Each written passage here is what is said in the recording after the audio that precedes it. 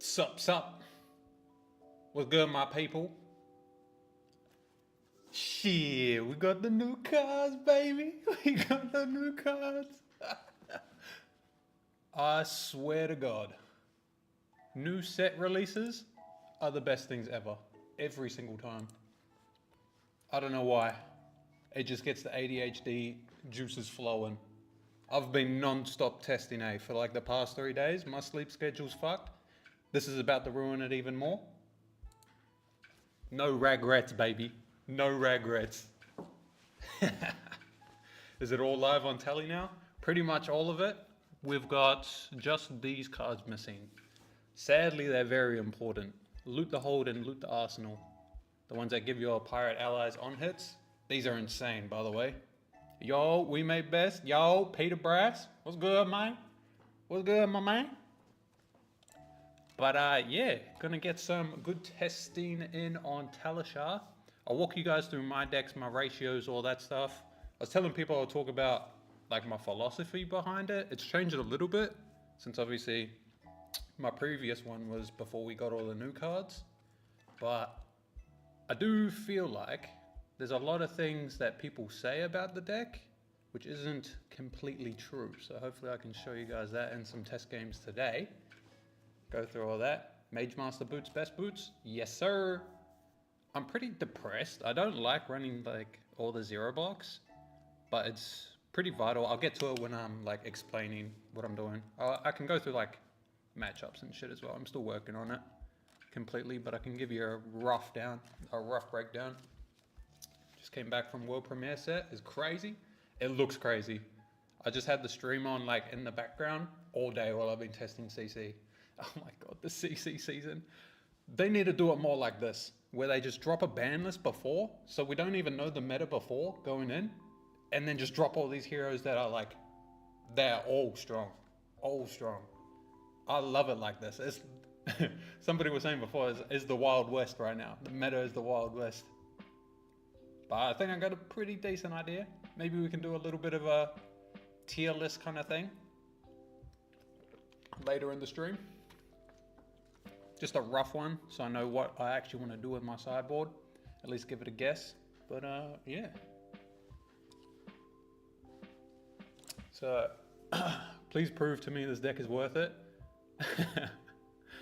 I think it's worth it. I think all the matchups that people say are terrible, some of them are true. Like I actually don't think you auto lose to aggro. So hopefully we can get some aggro games today. And I'll show you like my strat into it.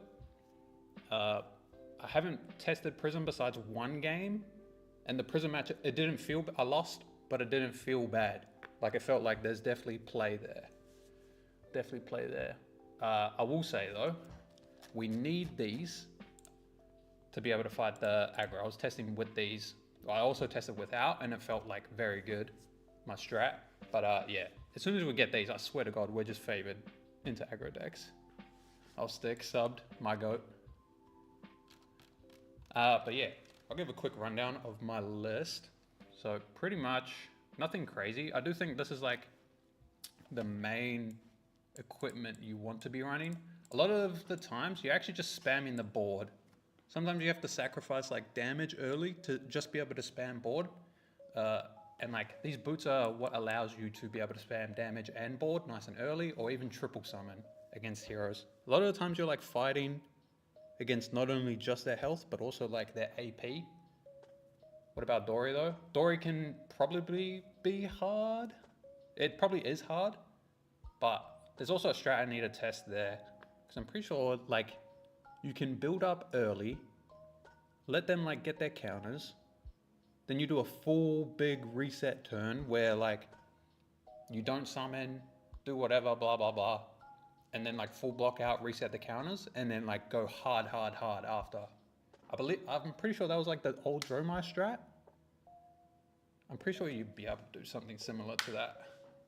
Because our things just hit harder anyway. But yeah. We'll see if we can pair into a Dori today. But yeah, I feel like this equipment's just like too vital. Crown of Dominion.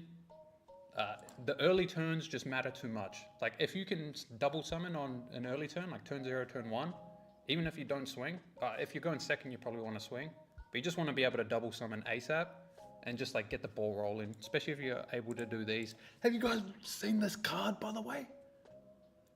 Bro, have people played with this card, by the way? Are they gonna rules change this shit? It's so good, man. Why does this work on the intellect? Oh my god. Like this card is one of the main things where I was just like, okay, aggro's like actually not bad. You can just IP them at the end of the turn, and you have to kill it. Otherwise, I'm just IPing you for the rest of the game. Holy. Is the volume low, or am I more deaf than I realize? Is the volume low? Tell me if it is, I can adjust everything. What do you like about Cuddy so much, by the way? The other allies are very understandable. Cuddy is just the best one in the slot. He's definitely the last ally here if like we have a priority on him. But like this one, he has too many things going just right for him. So like you want one that can sit on board and accrue value. So like it's contesting with Moray, Chowder. Is there another one? No, just those. And then Cuddy. Moray has a problem where it doesn't pressure your opponent. Like it's very bad by itself. Like you're not going to be able to, which is very bad into aggro. Chowder is like less so that. It's a little bit more better into aggro, but the life gain doesn't matter at all into fatigue. Like, so you just lose that accruing value. Also, Chowder and Moray are on 3 life. For some reason, 4 is actually just like, it just sticks to the board, bro. 4 just sticks. Yeah, volume kind of low. Okay, give me a sec.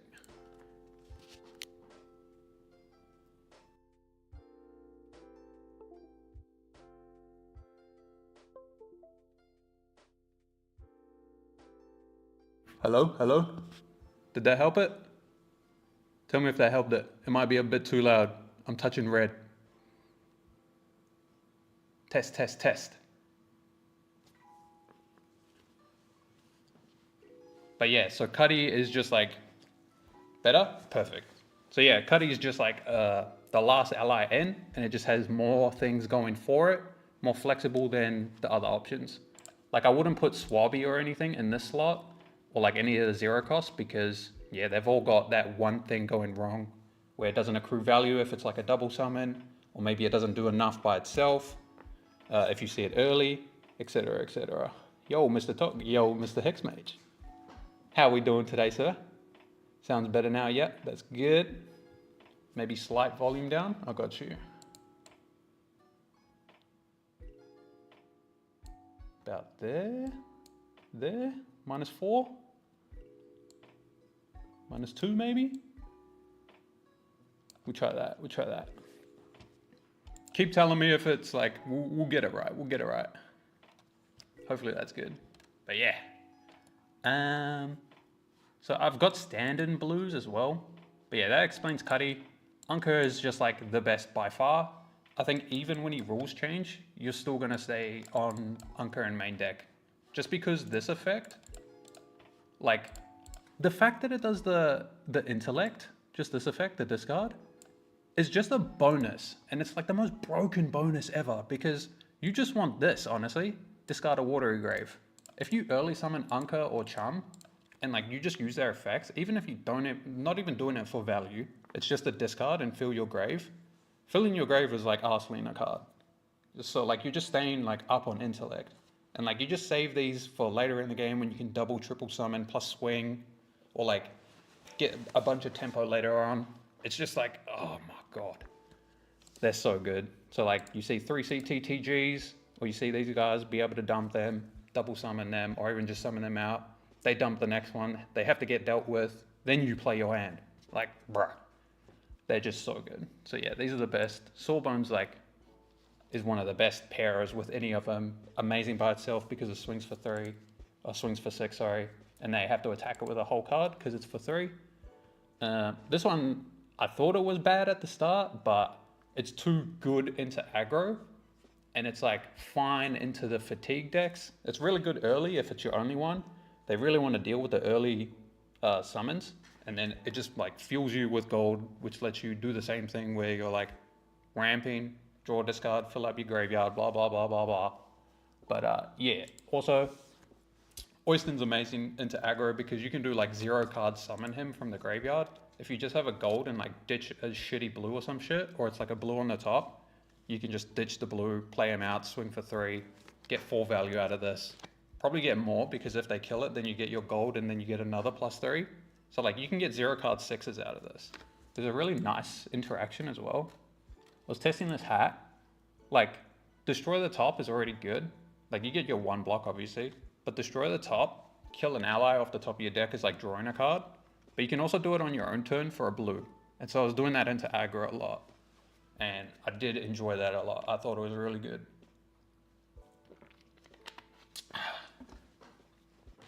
Excuse me. But yeah, if you don't want to do that as well, you can just play any of your really good blues. Swing in for 3, 1 card, like 3 plus whatever value you get from this. 3 plus 4, 1 card 7. 1 card like 6 if they let you swing again, or 1 card 10 if they let you swing again, blah, blah, blah. Yeah, I think my blues, yeah, pretty dialed in. I just cut all the shit ones pretty much. I tested everything.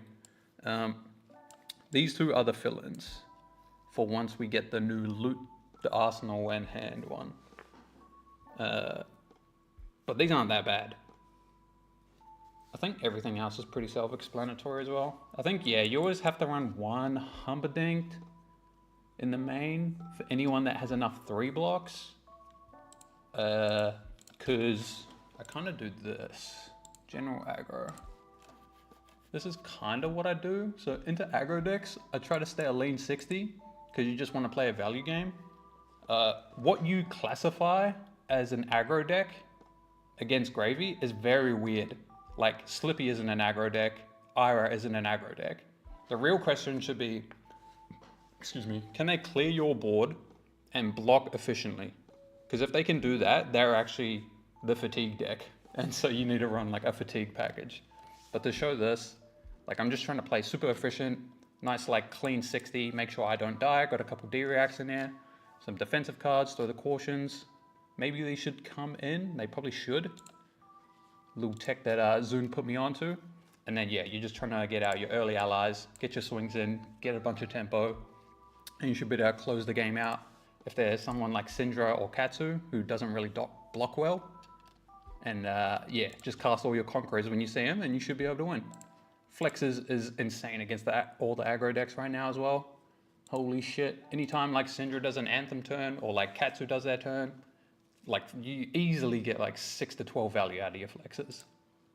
And then also the like secret tech with like they kill an ally, you can dread threads to get an extra activation out of your flexes as well.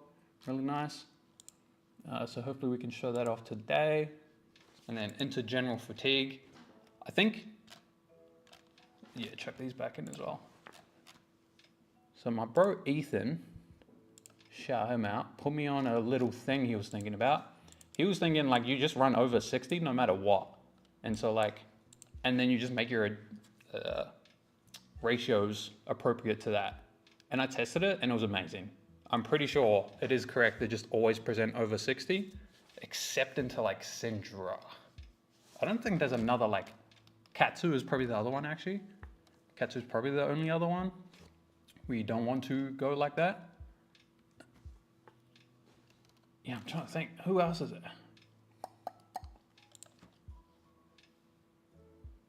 Because Slippy's not, maybe Azalea? Yeah, Azalea. Who else doesn't block well? Dash.io. Fi. Maybe we make a list. How would we do that? Yeah. CINDRA. Fi. Who else was in there? Not Slippy. IO. Azalea. All these motherfuckers that have too many 2 blocks to be able to fatigue us, or like they're too weak on their AP, don't have enough AP. Katsu. These ones I'll just run 60 into. Everyone else, I guess you'd also put the wizards here because you want to see specific cards. Kano, Acilio. Maybe Fang? Nah, not Fang, right? Yeah, I'd say this. Everyone else, I'm over 60 for sure. And I think for that reason, you want extra blues in your sideboard to be able to make sure like your ratios are good. Board state heroes will always have very polarized matchups. Indeed, indeed. I will say this is probably like, what would you say, like the most balanced version of it in this game so far? Like compared to Enigma, compared to Dromai, all the old Prisms, blah, blah, blah. I think this is probably the most balanced one out of all of them. You have your non-games here and there, but it's never like blown out of the water anymore with this hero. I think there's always counterplay. I've been doing a bit of testing. I do think some matchups are pretty brutal, like Prism. I played the Prism one only once to get like, and I got an idea out of it. I want to test some strats. I'm pretty sure like there's actually game in it. I went into it expecting to just get 40-0'd, but nah, there was actually game. So definitely need to try that. Katsu seems Giga Cursed, Whelming Mum draw to. It's not that bad, to be honest. But yeah, it's pretty bad, because they can trigger Katsu on your hits. I need to test it a little bit more though. Yo, how'd the Acilio testing go? Seems impossible. Yeah, Acilio 0%. By the way, I just finished testing with Yudo today. Look, I'm gonna just tell you guys, like, Acilio's fucked from that that zero cost shock. If you don't know Acilio, even if you do know Acilio, like, you know his major downfall is inconsistency, and like, even Yudo explained it to me how much of a consistency boost that new card is. Not only are you taking 3 bricks out of the deck, like that were bricking up your hands and clogging them and other reasons that you lost games, they gave you cards that like filled the slots of the 4 types of cards that you want in Acilio. Like spells, lightning, what's the other ones? Like go again, I guess, instance. Not go again, instance, and then there's something else. That card, the new one, fills 3 of them. So what that means, and sometimes multiple of them in one hand. So what that means though, is like, no matter what hand you draw, it will fill one of those roles to make sure the whole hand smooths out. The whole hand. And it's an instant on top. Let me just cycle it. It's so fucked. It's so good in that deck. Bro, you say that, and I don't think, like, you probably do, Hex, because you wizard, but people saying, yeah, it's insane. I don't think you know how much it like affects it. How insane it is. It's so much more. Like, Yudo was killing me. No boots. The motherfucker killed me, no boots. Like, you can just outvalue people now. You're a better aggro deck than the aggro decks. He would just send like 4/4 and then like a big ass shock for 7. Like every turn until, oh, I've got combo here. Boots, you're dead. So if you don't mono disrupt Acilio, it's fucked. It used to be, if you were too slow, Acilio is just like gonna chip you down enough before combo or like chip you after and like finish you off. Nah, now it's, if you don't mono disrupt them, it's Bonzen. Like it's the, it's not Bonzen, but it's that same shit. Like you need to be new. You have to mono disrupt them. It's fucked. The deck is crazy consistent compared to before. There's like no bad hands. Exactly. It's so gross. So yeah, that deck's a bit of a menace. But yeah, fuck that deck. I'm trying to play some gravy.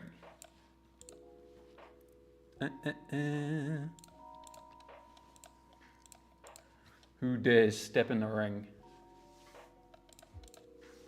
Acilio crazy, man. Prism crazy as well. Kano's crazy. Oh, there's so many new cards. So many new cards. Not enough time, not enough hours in a day for me to try everything. First world problems.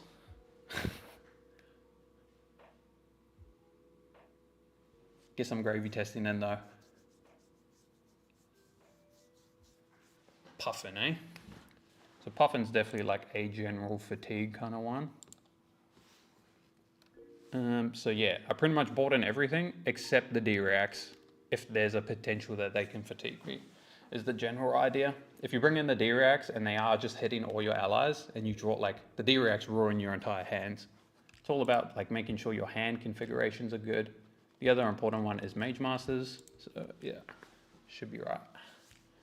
Feel bad for US NAT testers. Yeah, maybe we can cook up a little something for them though.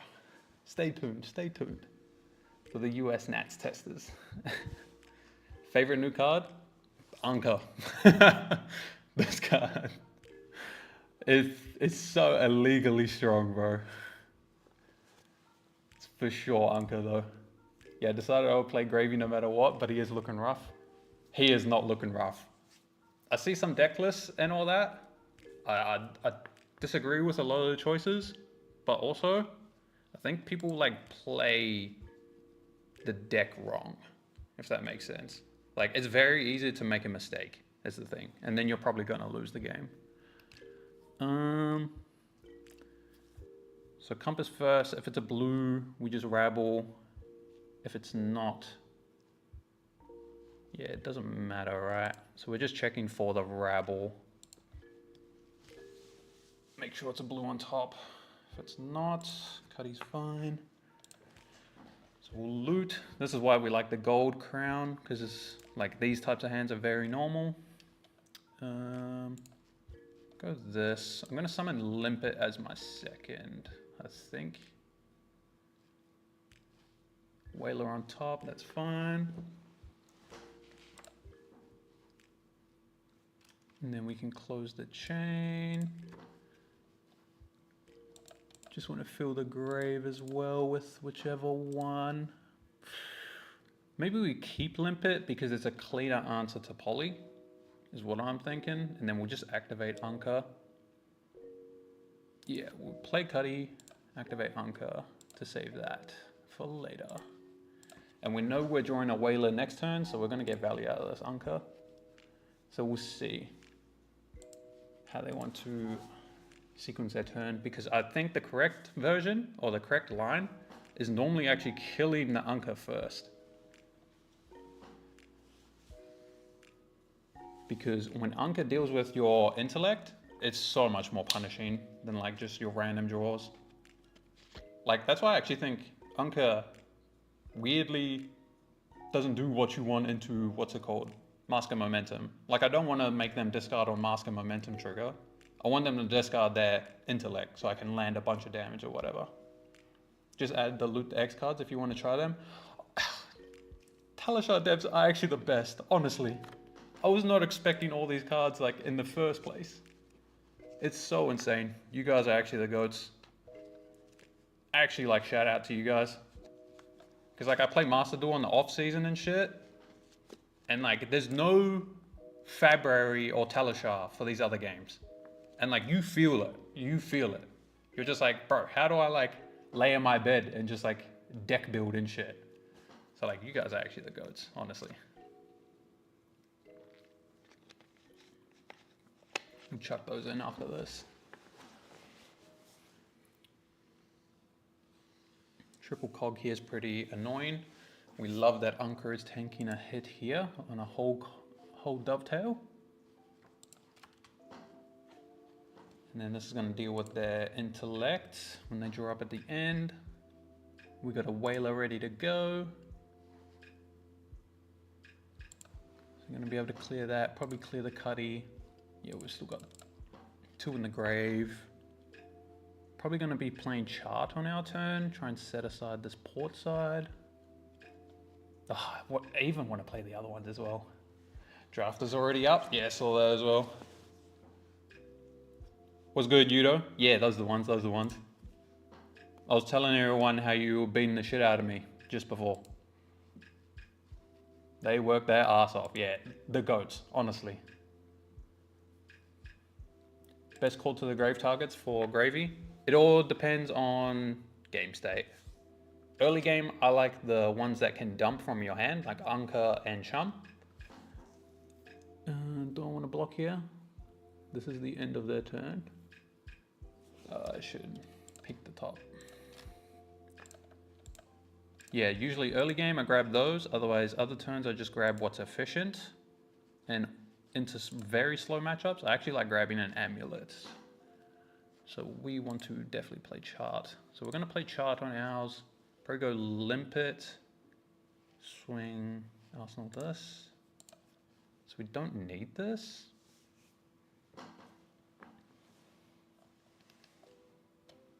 Because if this hits a blue as well, it's like fine, we'll just play our shit. And I doubt the limpet's actually gonna hit. Teledev's goats for sure. Facts. Straight facts.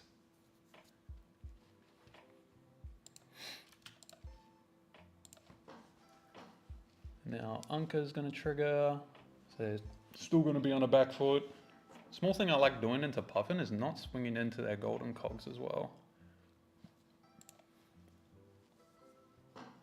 Well, that depends though, obviously on game state. Okay, pitch, tip the bar, keep. Go play one.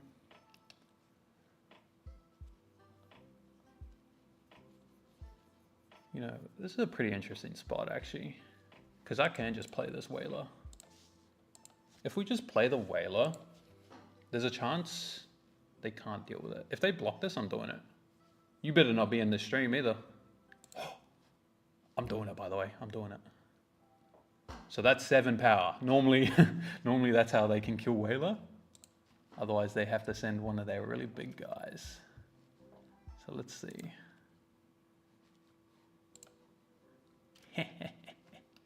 I've got 3 whalers in the deck right now, so I don't mind just going for a hedge one like this, especially on like when we catch him on an Anka turn. This like works so much more than what you'd think. And like I still like keeping a limpet in the graveyard as well to clear the poly later. That's what I'm thinking. I'm gonna want to see the top soon. So this one would have been one of the disruptive cards.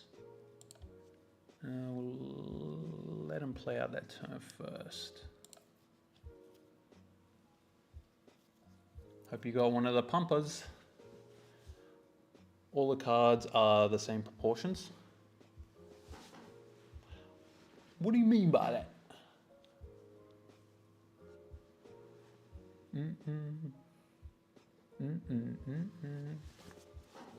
So hopefully the top card is an ally, because these cards, when you destroy a card from the top, busted. Damn. So he's got the answer to whaler, but that's going to be the end of his turn. So we'll have a look. So we get the time walk them. That's a good card. That might be a good enough card to even just use gold to go into it, because like the same as looting. And we want to keep this like tempo pressure of like how much bodies we can put in our graveyard and like put on the board compared to like how many action points they have to deal with our board. So like these small wins where I get to keep a limpet, very good for us. We just want to keep trying to do that.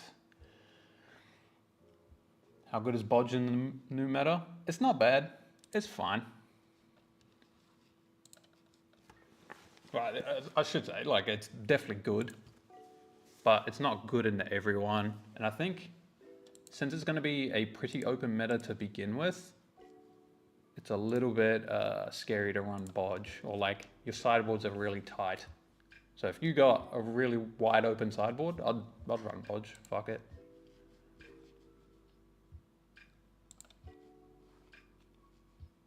So do this. Yeah, I think I'll pop this. We can go grab, what do we grab? Because I can go limpet. I'll have enough. Yeah. Do this. Might as well do this. Hide info first. I'll Arsenal this red jitter bones. Then we can play the other one. This will be turned on by cold buy, so we can get chum. It's just very efficient for our resources. And if they kill one of the limpets, then the chum might be able to protect the second one. And this is great for us. We get to leak some damage here. Now we draw So they might have a really banger card. Oh wait, I can't math, can I? So one short, probably gonna have to pitch the jitter if we want to play our charm. So maybe we just grab like Oyster, because we can't swing here. Could also grab Anka.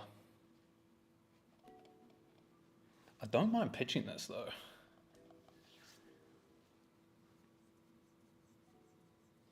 Dump. Pitch this. We're gonna have it for later. What's the worst? They clear, swing face. But I don't care at all if they swing face. But if I play Anka, they clear, Anka. I have this ready to start dumping bodies. I'm out right now here. And then hopefully we can draw into something. Yeah, sure. Let's just do this.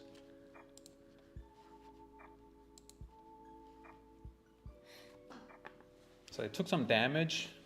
They're gonna have to punch this. Chat box low-key lit. Thank you, thank you. You were there while I was struggling, trying to make one. I love the complex nature of gravy. Yeah, it's pretty complex. I think once you get it though. Okay, so nice. Draw our things. But yeah, whoever was asking about the call to the grave, like this one was just an efficient use. Guess it's like kind of a double whammy because it's still early game. So grabbing these ones that can discard the guys from your hand, just fill the graveyard. I would have liked one more like milling card. One more mill card would have been insane. Okay, so let them draw. Always want to deal with their intellect, not their random draws for their turn. Deal with their intellect, you get to land more damage, summon more bodies. They will have a harder time dealing with them. All that good stuff. So they're gonna clear that. Interesting to not hit Anka. Probably have 3 of them or some shit. In the draft, all commons with the same proportions. Proportions? Wait, what do you mean by proportions? Sorry, I might be a little bit slow today. It's a bit late for me. So I still got 4 more cards. It's triple cog. I dare you to go face. I dare you to go face. Go face, I dare you. Based. I don't give a fuck about them going face here, by the way. Yeah, you can have my boots.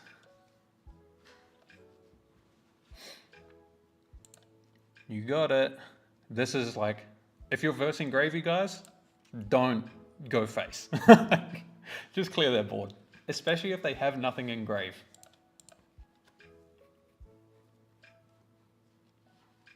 Not always, like unless you're like hyper aggro and like you can murder everyone. Or murder gravy. But like, even then I don't even know. I think you'd still want to clear Anka. Because this is cursed for them. I'm going to Anka them here. They have to IP. And then on the next turn I'm going to do it again. Like, this card's so fucking broken, man. Ends up being a 2-card 14. But like, intellect is better. It's so much more worth than 3. Because they lose options as well. Hey, give me prior, king. Say bye-bye. Dump the Sawbones as well. Keep the Diamond Amulet in case we don't see a thingy on top. You can Jittery Bones, dump Amulet. That's going to turn on Gravy to let us play our things. Also, should just portside this. Yep, you discard. So this is one of the good hands. We get to fill the grave. Hella, summon something here. We're gonna be able to cash in some damage with Limpet and stuff. Life is good.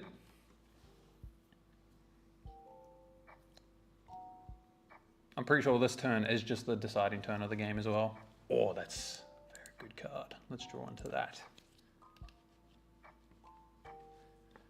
Bang. So we've got a gold, we can activate hook. Did I miss a hook activation earlier? I might have. So do hook this, swing, force a block. Discard this. I think I'm just gonna summon Morty.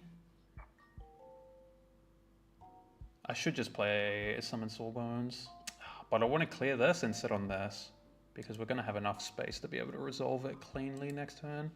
So I'm gonna do this, a little bit of a change plans. Discard this, summon Morty. Not gonna be able to swing in with Limpet, but that's fine. Board state and damage, you always gotta like make the sacrifice. Which one's more important? Should play a game into Yudo so we can see Gravy face a real hero. Oh my, I just played it. It's 0%, man. I think with the new cards actually. Wait, Yudo. New cards. Come catch some smoke. Come catch some smoke on stream, baby. Think if you can mono disrupt them, it might be doable. Yoink. Get to steal one of those.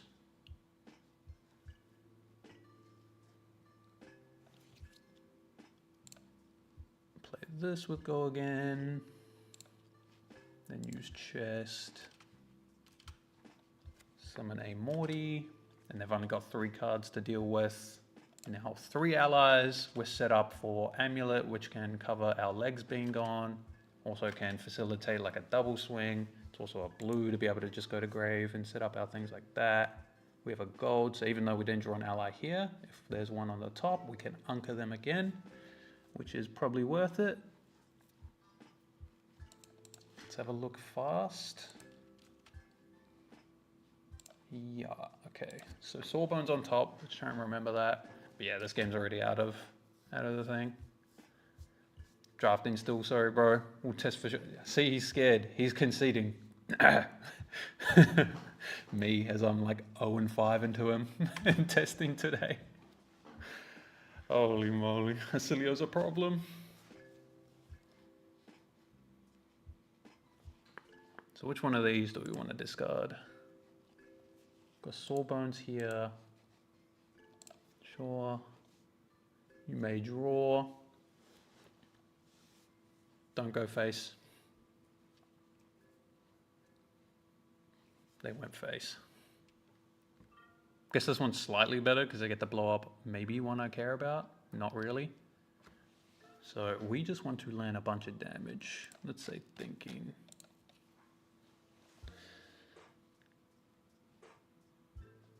This.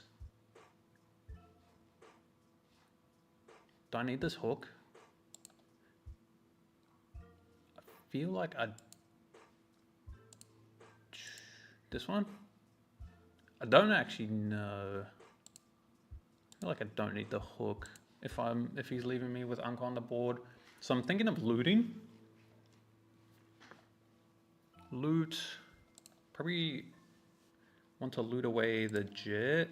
Keep the blues so that I can summon and then swing after this. Cause yeah, you don't win this race, buddy. Let damage step resolve. Let them do all their things. Let's do this. What are you cutting for the armory deck blues? I'll show you after. Yeah, let's do this.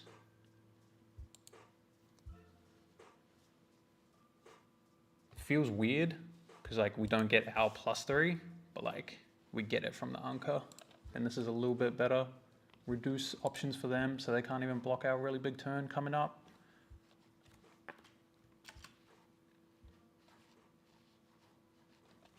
So you got a discard. They're going to start their turn with only 1 copper. Guess they could draw into some Sky Wardens. The Sky Wardens have been pretty good for them. Yeah, let's just throw the big guy.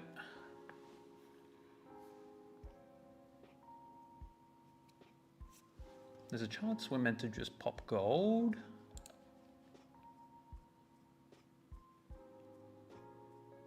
if we pop gold, draw blue, I can play this, pitch the blue, play saw, swing with this.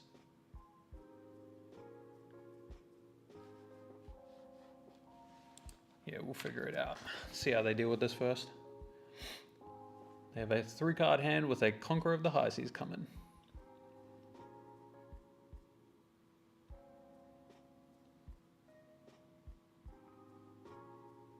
So I could probably like double block, put the arms in front. But then they're on 2 cards, still facing down this massive board. Let's try and figure out. So if we draw red though, then I just pop Amulet, use this as the blue. This only works on allies. Yeah, so we'll only have 3 resources on that line though. Sentry's good. So block 6, very nice. Make 2 cogs. This card's so nice as well. It's just a rare as well. Where's the red one? 5 block. Gotta get my cod? Yeah. Best in slot, sadly. I didn't want it to be. So if I just pop this now, bang. Yeah, that's probably the best line, isn't it?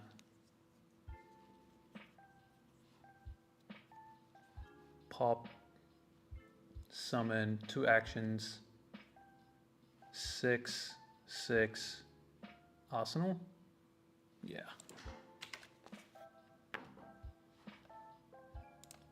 Refresh.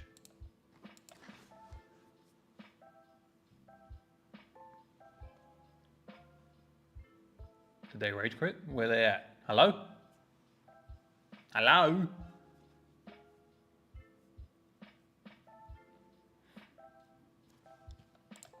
What do they got? Wait. They had a fucking amplifier.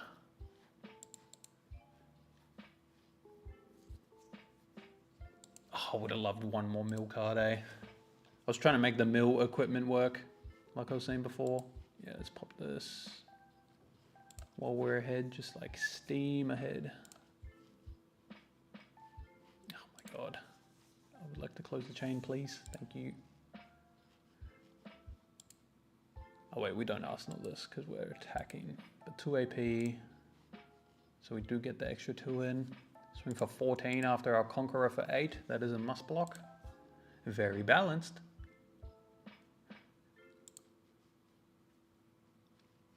Had fun dealing with this board.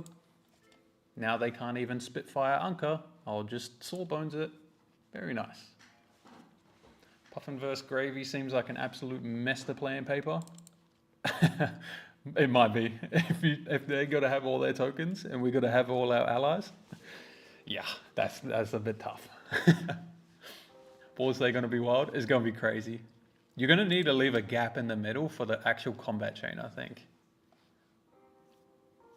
Bigger playmats win. Poly, sure. This effect, maybe I do want to stop. So they can draw, discard, just make it even harder for them to be able to like deal with this right now.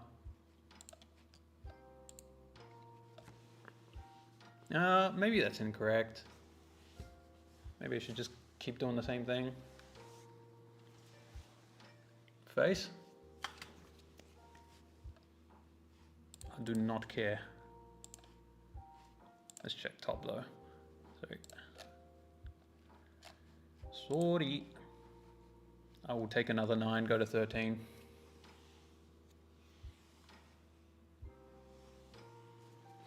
Honestly, you could no, you don't need a block. How opponent gonna win anymore? I don't know. When they swung the first thing at face, it's just like kind of done.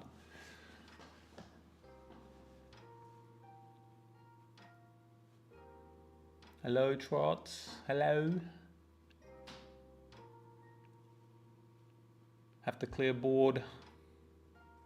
Yeah, so that was a mistake as well with the Anka thing. Should just again do it on the end step. Because, yeah, even more so here because I need to just like reduce their blocking cards. Swing face. Clear them.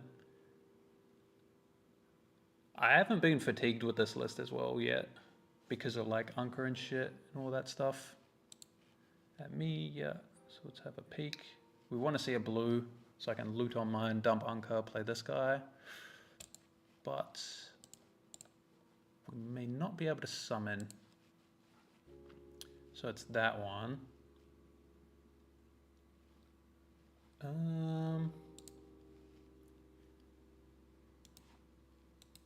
So it's Chum on top. This is making me think to block. If I block 5, he stops the 3 block.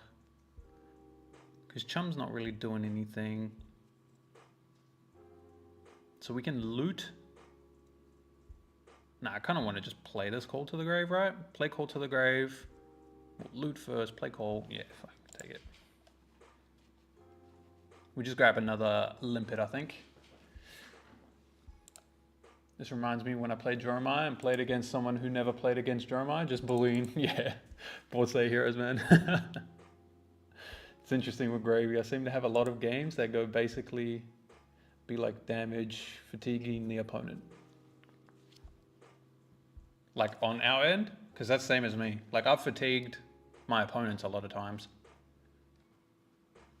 Because they just try and like block, clear board, but you eventually get to the point where they don't have the things that can clear the big health things in the end game, and then it just like strips 3 cards out of them or whatever, and you just loop them.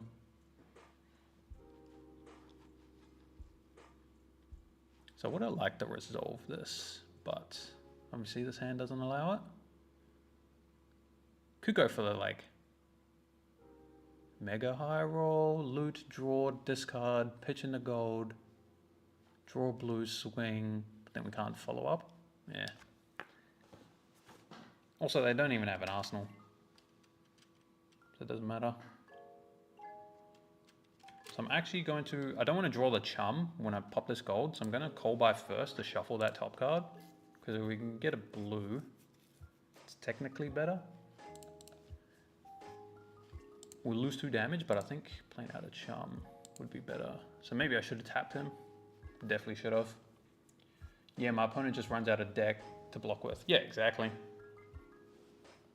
Like, the Humperdinck is so hard to kill in the endgame. 7 life. Same as an endgame Chum. Just randomly will stick a bunch of turns. Who we want?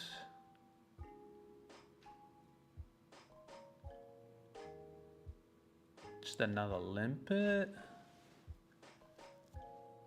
Could be a Cuddy. It's turned on already. This. Probably always playing Sawbones, so it should just be a Humperdinck. And then we'll loot. See if we draw blue. Nice. It's actually a pretty good blue as well. Let's play one of these. So we're neg 1 life here. That's whatever. In before I lose because of by 1 life. Swing here. Oh wait, there's a poly. Okay, let's punch poly. Give them less outs.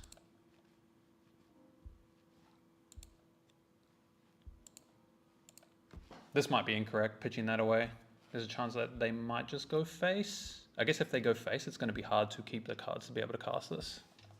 So this is fine. If they go face as well, we've got double Sawbones. Oh, then maybe that's reason to keep the conch. Bro, so many like small decision points you gotta stay on top of, eh? Is that too many? 6 to the dome, buddy. Is this lag or is this? Oh, it might have been lag.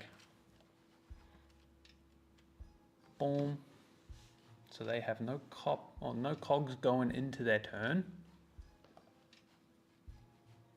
But now all we need is like 1 card hands. And we can start like sending just like 1 card 8s and whatever. Can always just block 2 extra value as well. If we draw allies, we can just do Anka, or extra allies, pitch a second ally to limpet rig. Should be right.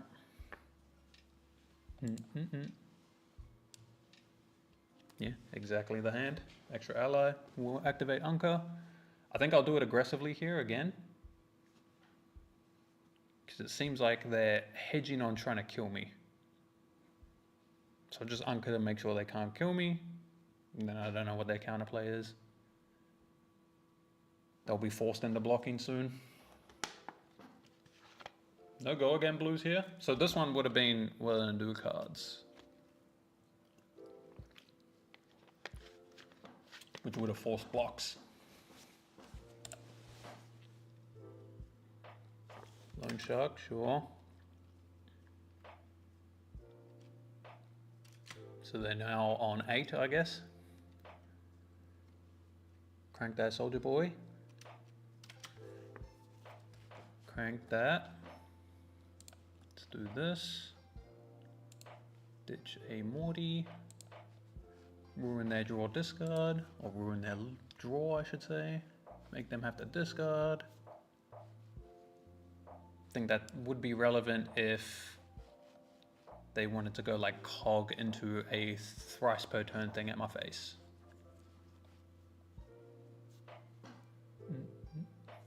So yeah, these ones, I don't mind just blocking. Yeah, don't know how they can do much from here. Guessing that's go again. Do they declare that on resolution? They do. Interesting.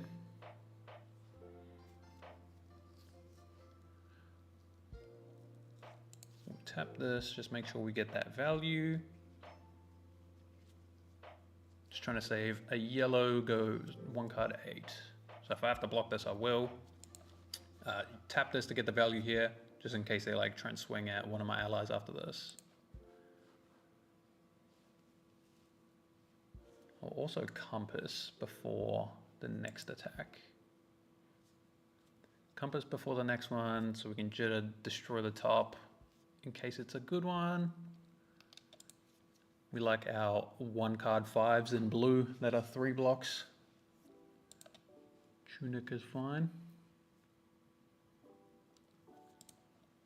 Did they get the 1 for 5?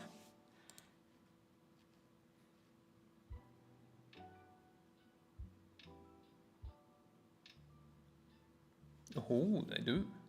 A little bit punished for our blocks, but this isn't going to be lethal anyway. So we'll have a look. Murderous Rabble, don't care for that one. So I'll just chuck a 3 block in front. Save a little bit of life. I get to pump it up to 7. So we're going to take 4 down to 9 and then possibly, and then another 2. 4 down to 9. Wait, they forgot some pumps there.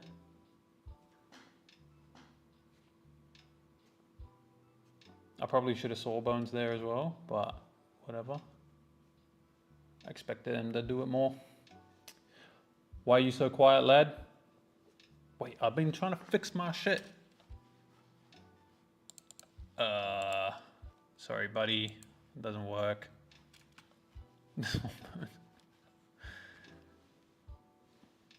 Reading cards explains cards, sorry. Hold on, let me turn myself up a little bit more. I was super quiet at the start, then I put it up, and then they said I was too loud. So hopefully that's all right. Would either Fidia be of any use, or just adding extra 0, no blocks? Just thinking up 2 would be useful. Now up 2 loses value because we already know the top card. So it's really opt the second card, which is like not very good. Like if that's a beneficial effect on like being able to attack, then it's probably good. Deck, I'll show you the deck after. I'm going to put in the new cards that got coded in. So they're going to probably take 2 from Loan Shark next turn. So this is technically lethal unless they discard a card on the end of their turn. And they have to present 13 damage minimum. And I have 0 blocks. Ah, bro. Can you play a little bit faster? Don't want to be rude, but... Thank you. So no allies. See if there's a blue on top. First time playing with this card.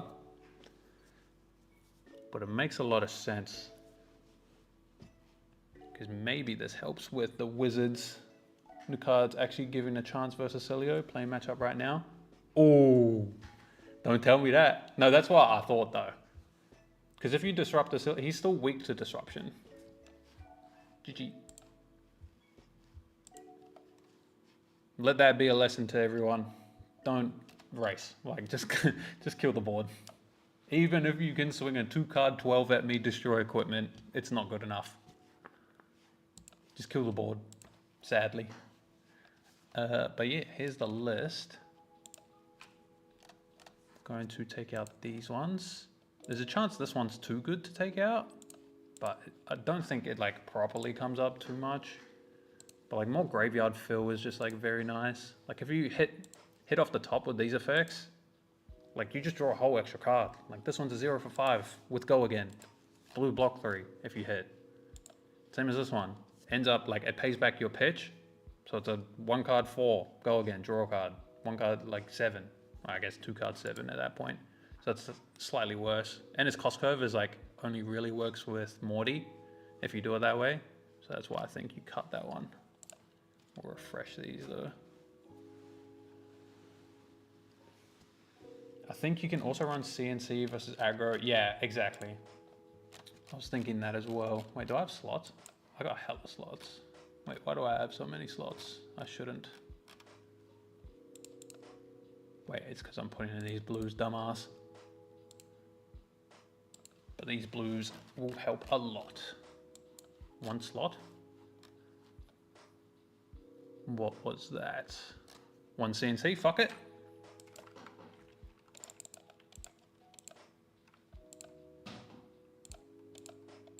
The hell was that? Wait, is this whole side bugging out or what? Hello?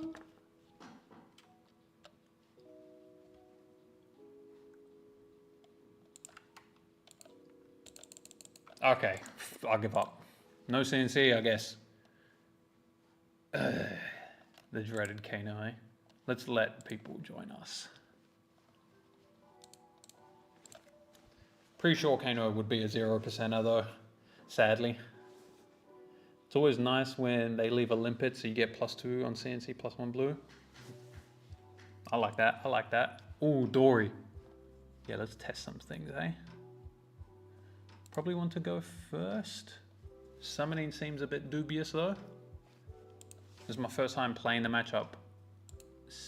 Like for real, for real. So we're gonna have to test some things. So don't expect these to live long. What are we thinking? These seem fine. It's a fatigable matchup, right? So we should just go these as well. And then we just try and line it up so these work. Oh, that's the art? I haven't even seen the art. Where's the other one? Ooh, this one. Dope. So the blue one's Arsenal, that one's hand. Just leave out Morty. 70, fuck it. Let's just try. Good luck.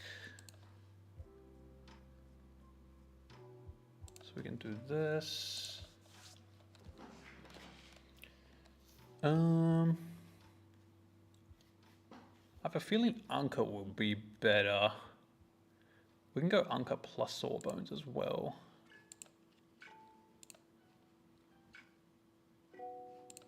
Let's check here real quick. It's a good card. We could loot. We should loot, right? Yeah. Because that's a better arsenal as well. Dump this. And then play this one from hand. while it's efficient. And then yeah, we drew this. Okay, we get the new cards. Cool, cool, cool. This is fine.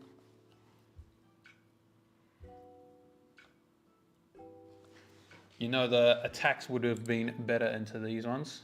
So we'll quickly do that. So we've got 2 in our graveyard already. Very nice. We're just like plus intellect hero already. But yeah, they're going to be able to swing into both our guys, get a counter.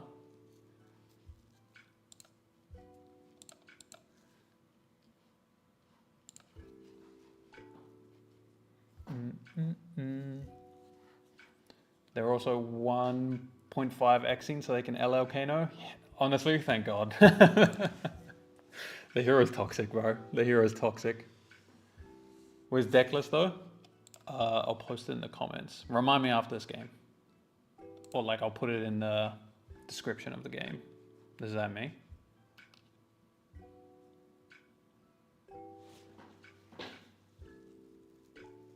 At me. If I block do this and they reprise it, I don't actually care, right? Because then they'll be on a 3-card hand next turn. Yeah, like this is fine. I just give a 3 block from a card that I probably wasn't gonna get value from anyway. Could overblock it to deny the counter, but don't think we need to just yet. Happy to be able to keep this. We have the Go Again enabler. We just Arsenal one of these for when they do their thingy. I guess they can always cop it. TY bruh, got you bruh. You gotta wait for the video title. This deck is absolutely insane. Almost named this one that. Yeah, let's just go Sawbones, Sawbones.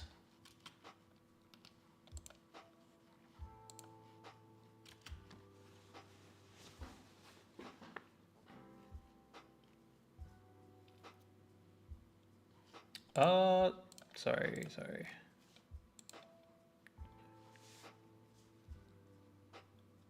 I can't swing both, so I should swing the other guy.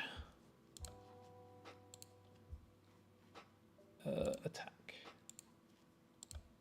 So swing this on hit gold.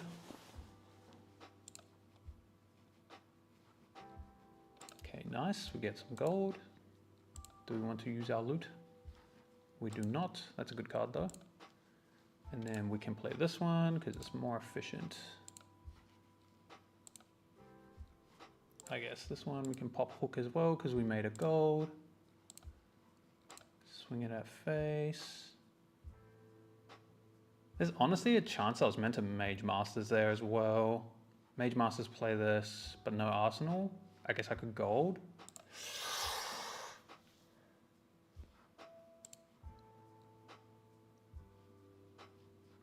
Let's say they clear both Sawbones. They're on a 3-card hand though.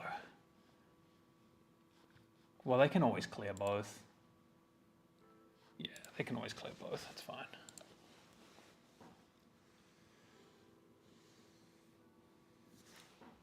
LSS finally stops giving out zaps like Tootsie Rolls. Yeah, well, that's a quote. That's a quotable.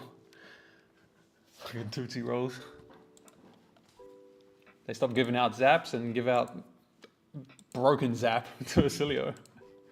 And yeah, Kano got some upgrades. I was doing some test hands there. I'm pretty sure that's kind of broken. +1 intellect, amulet, and an extra E-pot. Hello? I don't think you do the opt 2 one, but I do think you run 3 of the opt pot. I'm pretty sure he's just gonna start every game with 2 pots on play. Like turn 1, turn 2. Probably gonna have like mono pots. It's probably gonna be a little bit silly. Is this hits here? Hits draw, sure.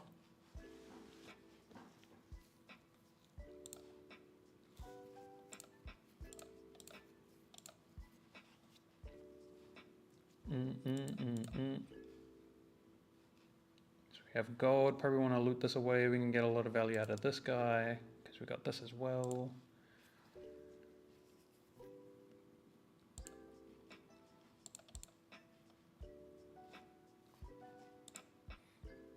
probably want to do this turn, because it most definitely ending on one.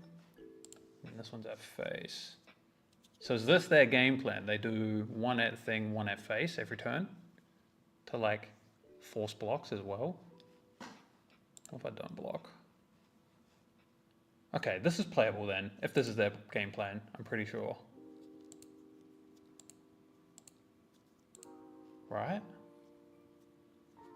How many allies has felt the best for gravy? I was on a lower count, but I think I'm on like 22 now. In the 80. Like some are in sideboard for just the fatigue games. But when I'm 60, I think I run 15.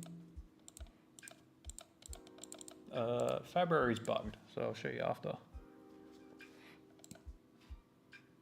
We're always looting, so we'll compass after the loot to get the most information. Oh.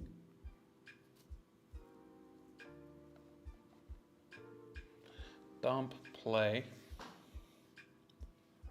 3, but then we only got 5. Ah, Shiba.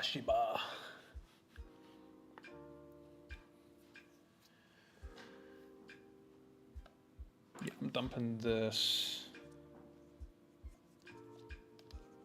And then we can go give no.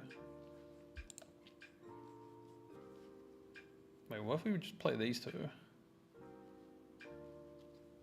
I want to like fight this though, like play this, force this. Interesting. So this costs 1, which is this. This will cost 5, 3 if I want to boots it. Then this is free. Play this off of this. We've got 3 floating. Shout out to the goats. So I won't be able to do this. I will actually. We can triple summon. This costs 1 if I boots it off of this, but then I can't cast this. Ah, it's so close. Check top. Interesting. And we can't give go again to any of these. Let's just do charm. I think we just do double summon here.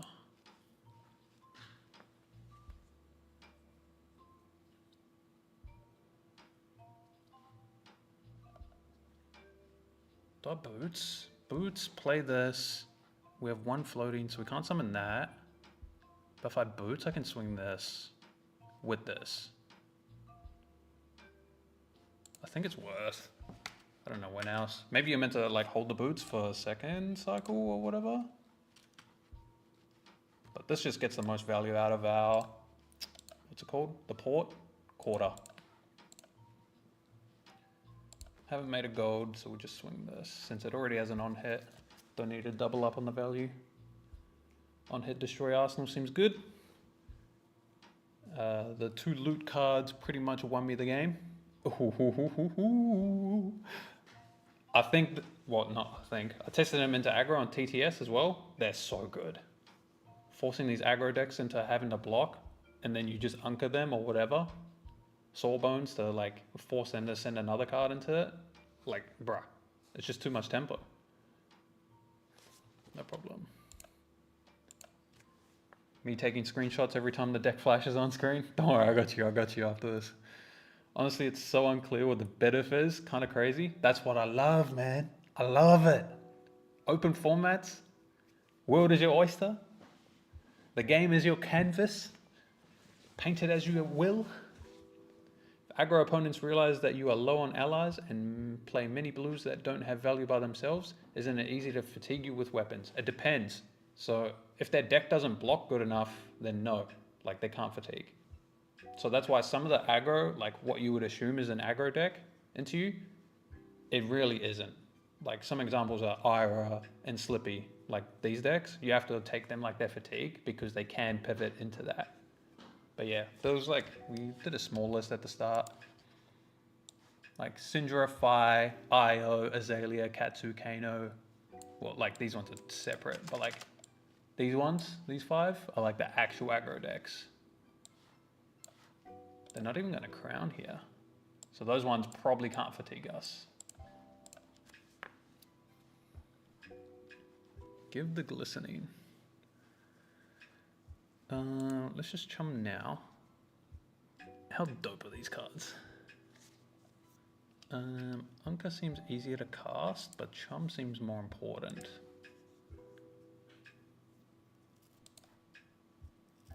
Yeah, let's do chum.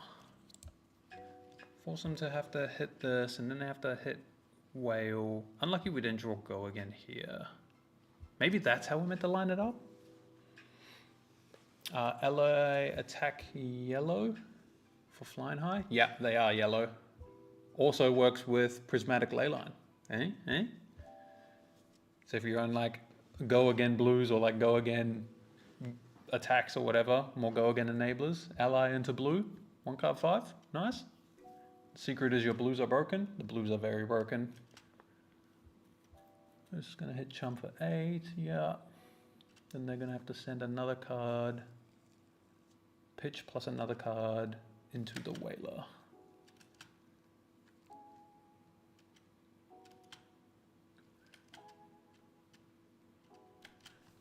Interesting.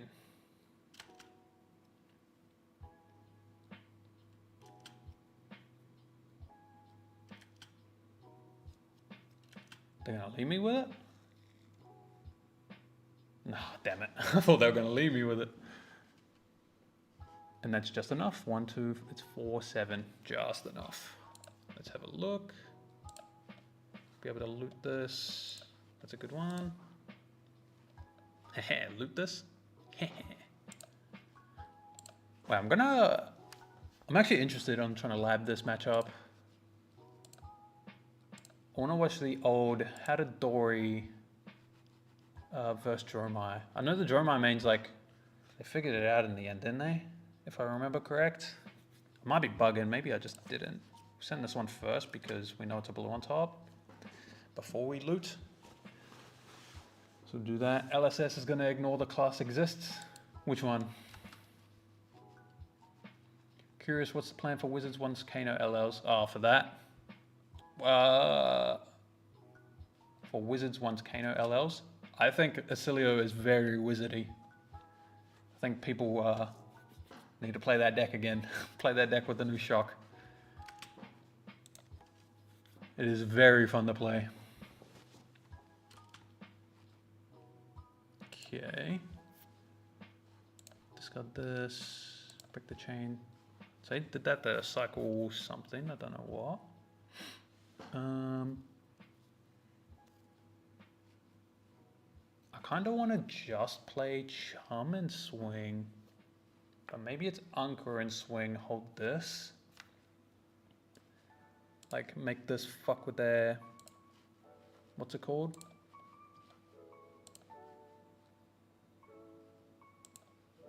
With their intellect.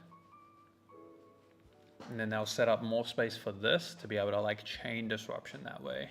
I was thinking of hooking here, but yeah, in my head I was thinking like it's very easy to just block and then give 2 equipment. Or like, yeah, even just double block, hit it. So they can 0 card and deal with it. Maybe they don't have go again if they're blocking here. If they don't have go again, that means no counter as well.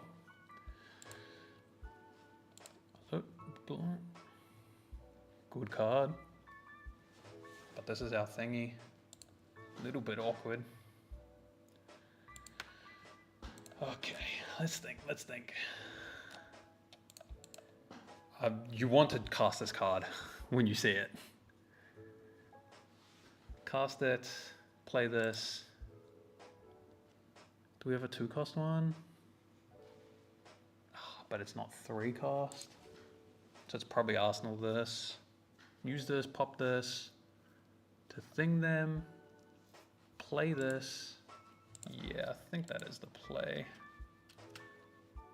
This is just more annoying. Also, setting up the amulet into graveyard is really good for when we draw into go again thingies.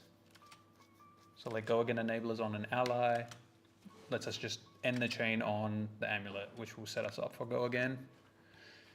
Discard, thank you.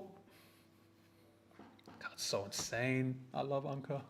This was the history of Dori versus Dromai. First Dori was favored, then Dromai figured it out, then Dori's figured it out. And the finals between Trey and the German guy.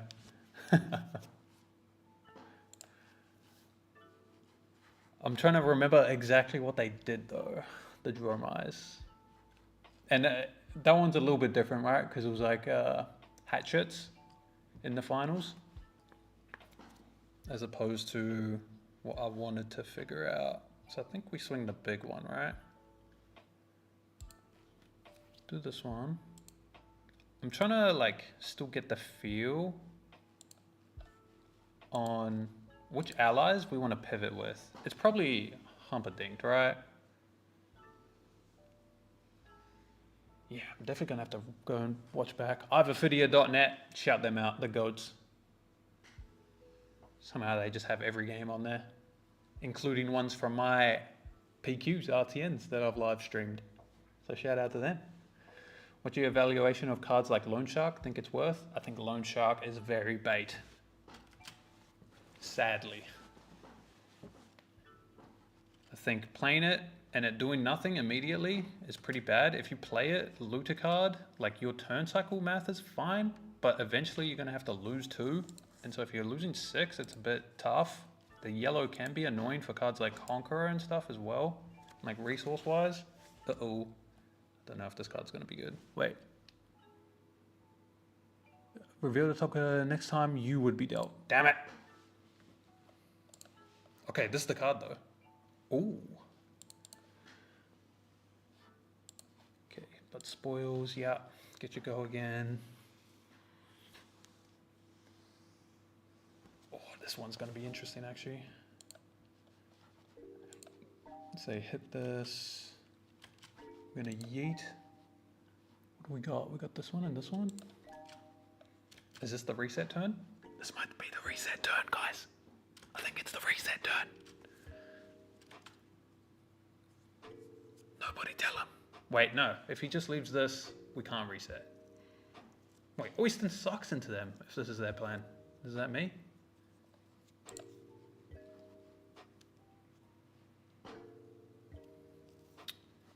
Block 6 is kind of clean, not gonna lie.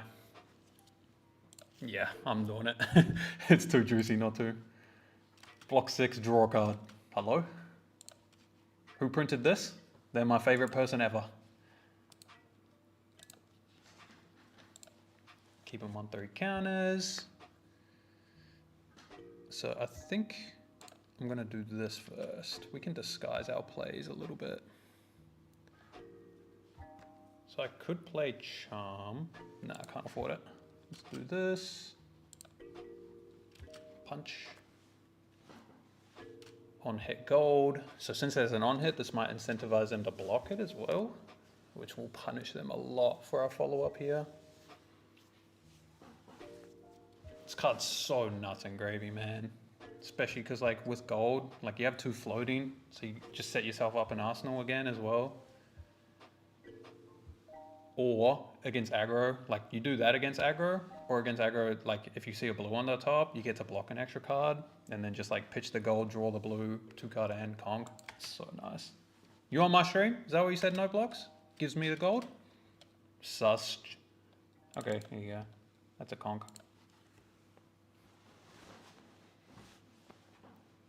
So conk feels like it could be the pivot. Humperdinck is probably the pivot. It's pretty hard to pivot though. My strategy with Dromai was to block during the first part of the game and pitch all the Rake the Embers and good dragons to the bottom. And after I blocked a lot, play the Rakes plus dragons and win. I like that. That's a good rundown. Thank you for that breakdown actually. I'm actually gonna write that down or like copy paste it somewhere. Oh, opened my editor by accident. Shout out Filmora. Waiting for my Filmora sponsor, even though they gave me lifetime thingy already. Because that could be good, right? We just need to figure out which allies can do the same or have like the same impact against Dori. And then maybe we can like copy that type of strategy. Try and replicate it. So that would actually be pretty good. So let's do this, draw a card. Oh, see what I mean, bro. So I could swing 3 or I could play Amulet. And I honestly think Amulet's better. Let's not do that. I'm gonna play Amulet. I could have played, if I drew a blue as well, I could have played the Chum. So insane. Swing out one of them to keep the counters. Yep, makes sense. Get my gold. We got this. What's in here? Still Charm.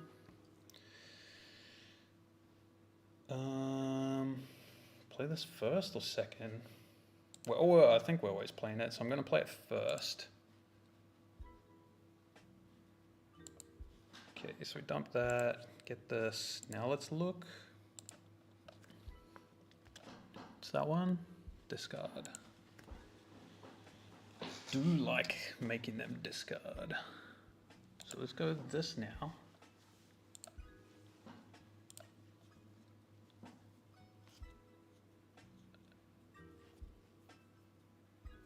We want to play this to try and set ourselves up for go again next turn. I'm going to play Cuddy.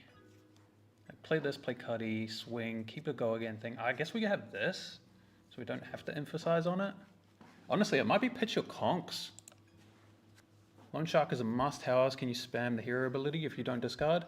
So any card that says discard or destroy the top does the exact same thing, if not does more than a gold for you.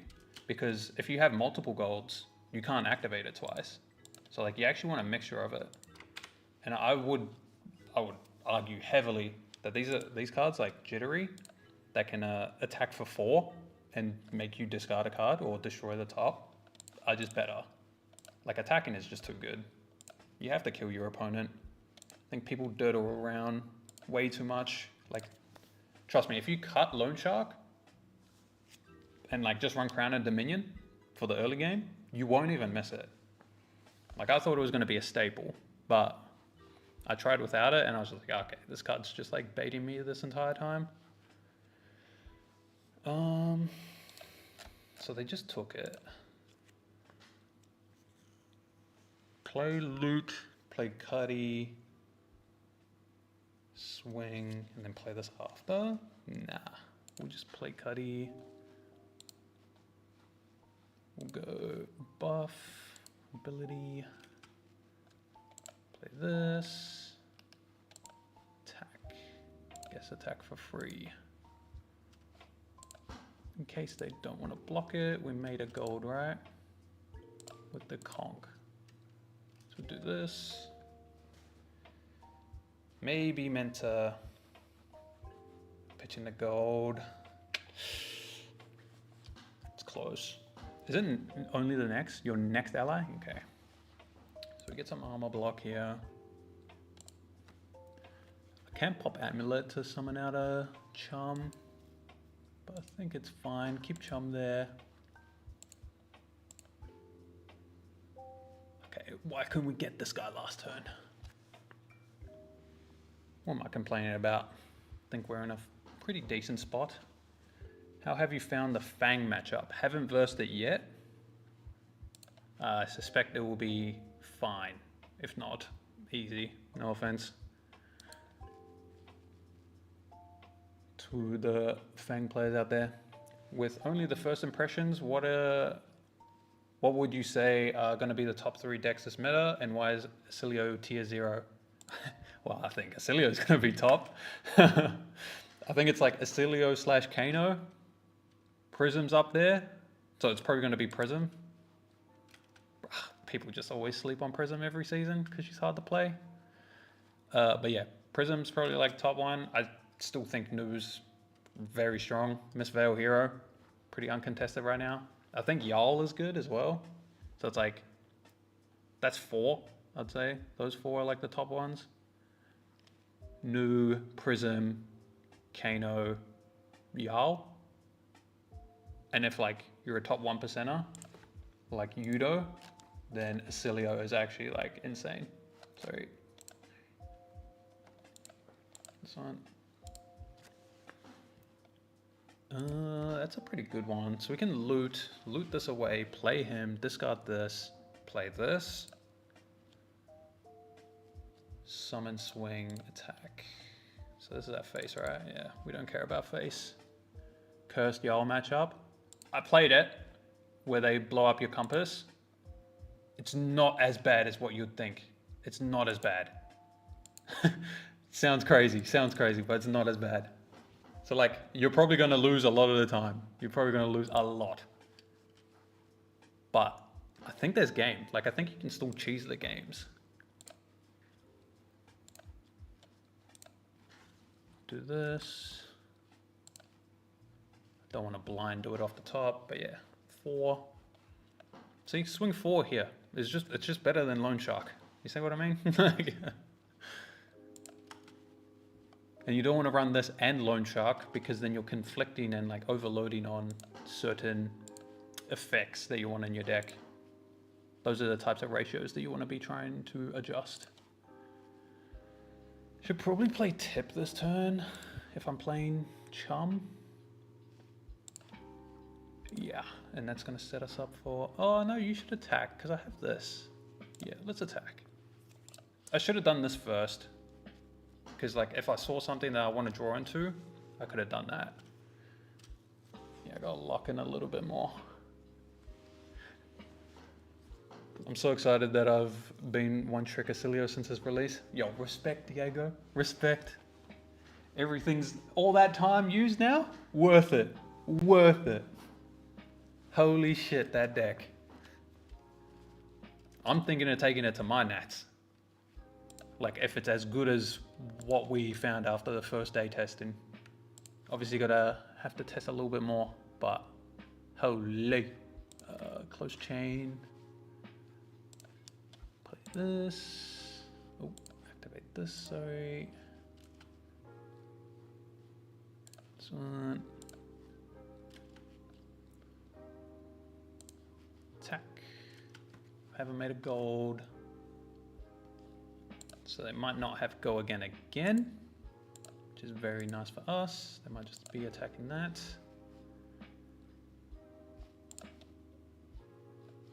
Have an Anka here, have a way to reset. I would have loved to draw blues here. Who's this at? Chum? Chum down, chum down. Plus 10 life and swing for 4. We like that. Do you think we should have gotten an AB? Oh, yes. Bro, I'm actually very devoed that we didn't get an AB piece, like an AB2 piece. I was trying to figure out the AB and like what I want to fit in my deck. And like, I think it's always correct, arms and legs. Because obviously I'm ex-wizard player. All my bros are all like wizard players. Or like, so we've tested like Verdance, Kano, Acilio so far. And it's always arms and legs, even though you'd suspect those wouldn't be the ones. And then if you want to run a third, it should be your chest. I think Crown of Dominion's like too important into them. You need to be able to spam bodies. Play Arcanic Brother, just head. I don't know. But then I can only AB after you're winning? After you can combo me? I don't know about that. Maybe the block is worth though. How much did I AB in our games? Oh wait, he switched the face. Oh, wait.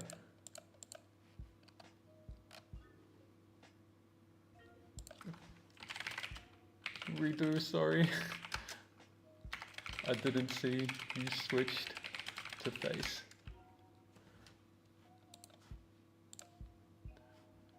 Revert. Because then I'll get my 6 block out of this, baby. Thank you, Daith. First time doing this match.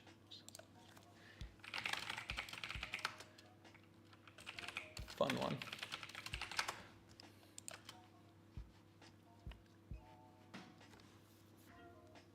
This is the reset, no? So this is our face? So I've definitely got buffs. We know that much.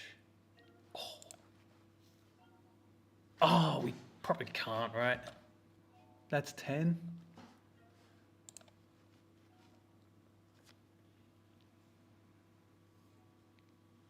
10, they can force the buff over. 10, they go like any buff, pitching their hand. If the hand is a blue, which it probably is, they also block with the buff, right? Reprise, yeah. So they definitely have it. So we're just trying to Arsenal this, thinking we can go loot, dump, play the big guy, I guess. Arsenal this to give us space. Damn it. Why? So we can block 11, 12. That's it. And the top card, yeah. Damn it. Ah! Bro, if we could have reset this, stopped the go again, reset the counters, then it's actually just locked. But yeah. Woulda, shoulda, coulda. Gonna be playing my first games with Gravy in a couple hours. Very excited for this hero, except versus ninjas. I'm telling, yo, Sloop, hear me out. Ninjas, I think you're favored. I was labbing it yesterday with the bro Jug. Shout out to them. It's like, it's always a game. And if it's not a game, they just high roll the absolute shit out of you. Like, turn to, like, Wrath of Retribution. Like, that shit can happen, sure. But honestly, more often than not, you're in a, like, position to win. It is not as bad as what people think.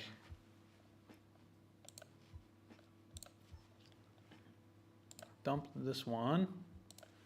Try spam some go again. Even against Katsu. I won a couple games against Katsu. It might have just been one. But I won some games against Katsu. I don't think even that one's as bad as what you'd think. Damn good to hear. I figured I'd be leaning on the big boys for it. Yes, sir. Yeah, I think they can't like leave your board. So they're kind of just stuck punching your like really big guys. And like with Anka and shit, you actually want them to draw off mask and then you IP penalty them with the Anka. And like you just keep filling up your grave while they have to deal with board. Then you just summon swing. They just get like stuck behind the flood. I'm just so glad these allies don't get popped on attacking. Like a true illusionist, man. Gravy chain. Choo choo. Was good, Adam. How you been, mate? Purple Abbey. Was good. Yo, what happened to Puffin Biddith? Okay. Yeah. Rest of the set came out. Cards look good. But you get into testing with her. Like serious testing and like proper counterplay from opponents. Like understanding your hero as well. It's a bit tough. She is not a bad hero at all though. Will Gravy be competitive? I think Gravy, I have a prediction for like the meta relevance. I think it's going to be like, he'll be kind of mid first as people like figure out everything. He'll be pretty mid, like coasting. But then after that, I think he's going to be very good once heroes like Kano, Prism, I don't even know if Prism's that bad, but like when Kano LLs and maybe Nu, you should be fine with Nu actually. Then I think you get so much better. So I could play this. Anka was my go again. Pop this. If I swing this, he blocks here, I think.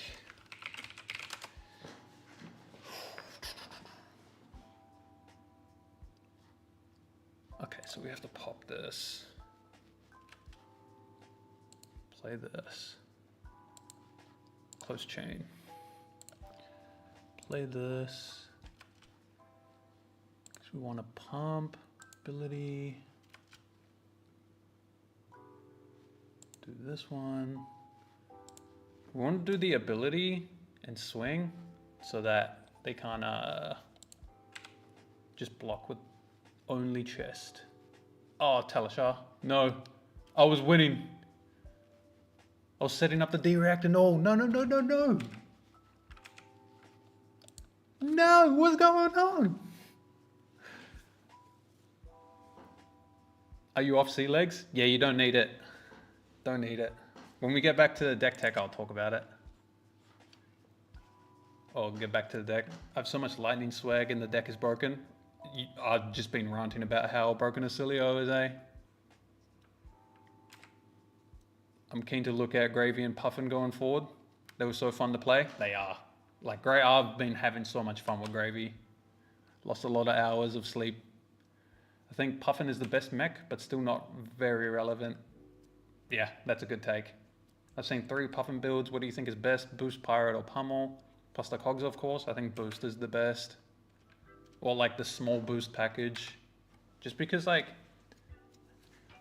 blocking your boost cards is kind of illegal for your opponent because you could be hiding your thrice per turn cog payoffs at the end, and like forcing those on hits is just too much value. So it's like you're actually a surprisingly good aggro deck when you run the boost package. Just no blocks. It also makes all your like random draws for your own turn slightly better, because if you like had the block and then you go cog, draw a D-react, it's not very good. You're not very happy with that turn cycle. Arsenal D-react pass, as opposed to be able to draw like a 0 for 4 go again. Maybe when you need the pressure in those like block situations. It's also just a fast deck in general. No, this is Delisha. No. Was I winning that? Was I winning that? Be honest with me. Like, they were going to swing big, but I had 6 block in my arsenal, and I was going to draw a hand and most of my allies out on my deck. I swear I was in a good spot for it. Have you tried Tao Tao's Mario deck, or have any thoughts on it at all? Oh, we're back. Yeah, funny thing. We actually had, I'll probably be able to find it. We actually had a dagger deck at the start. We thought it was a meme, like when we first saw it and like made it. But like when we played it, it was actually so good. So I'm actually not surprised that Tao Tao did well with it. Deck's good. You just randomly like 13 them. Like, it's actually so annoying. Jotrick already said servers resetting in Discord. No problem. Thanks for the heads up. You're kind of forced to play full cogs since all the Puffin attacks demand a base 2 cogs on boards non-stop. Yeah, exactly.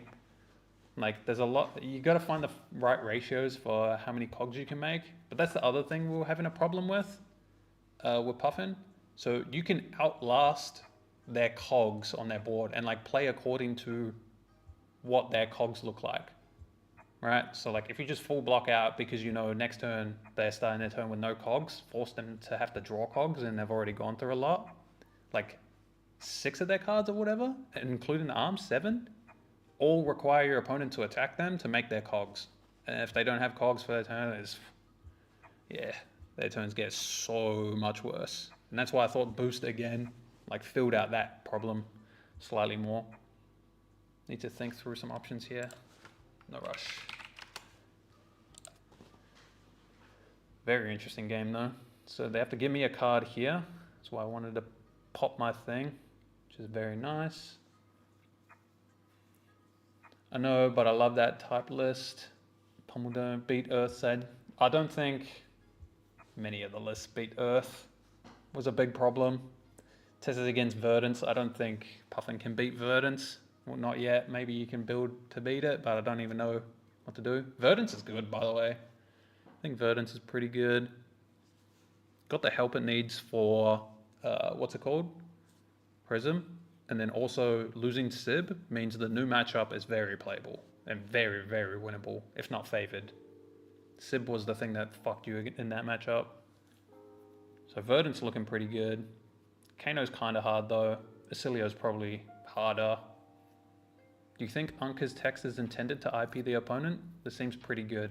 Yeah, don't know. I don't know. Like, if it is made to be this, I don't know.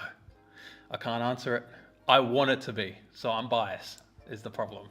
I want it to be like they wanted that as the intended, but you're right. It might actually be too good. Lubricate is the ugliest card that ever existed. It bothers me so much.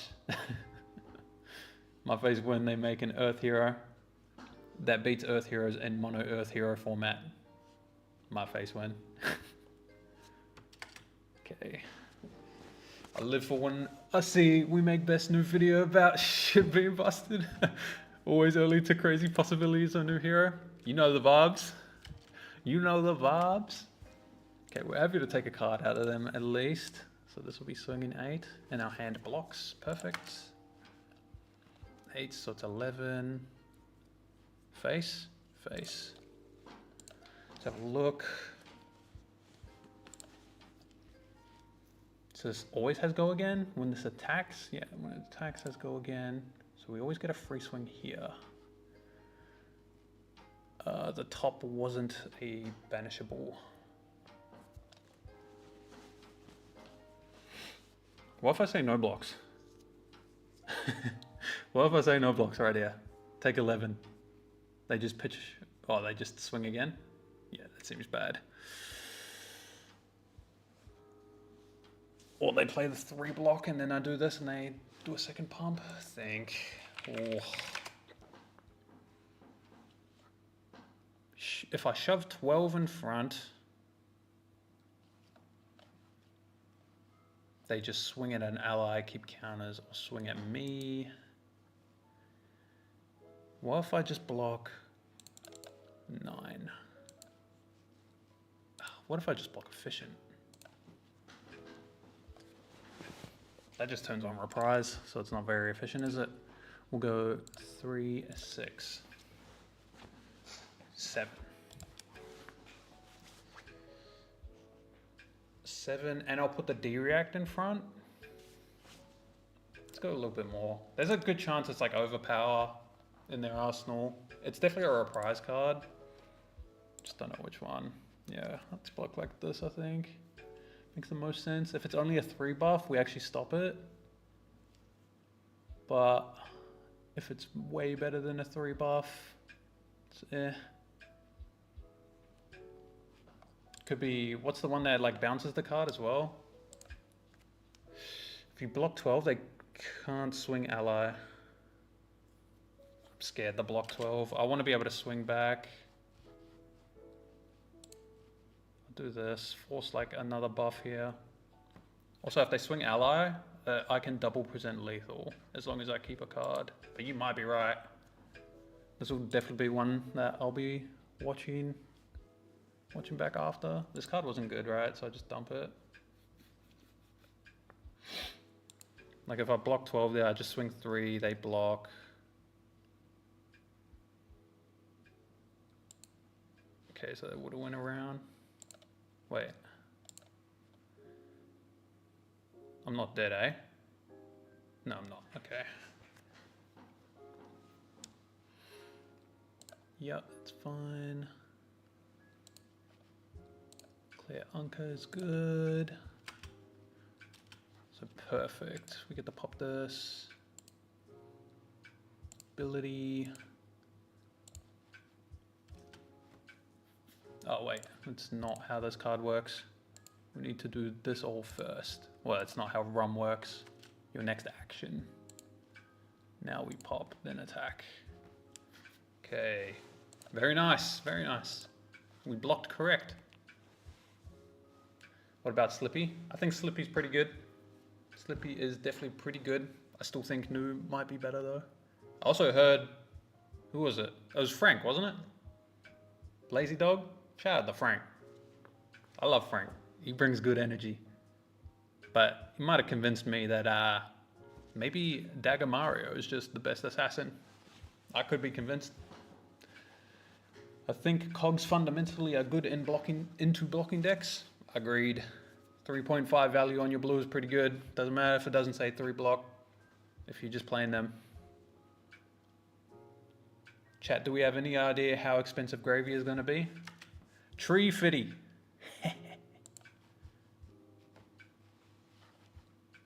3. Hit and run. No blocks if it goes face. Well, I don't really have an option. Don't know why I said that. Cuddy? Cuddy's dead. I actually kind of hope they hit this.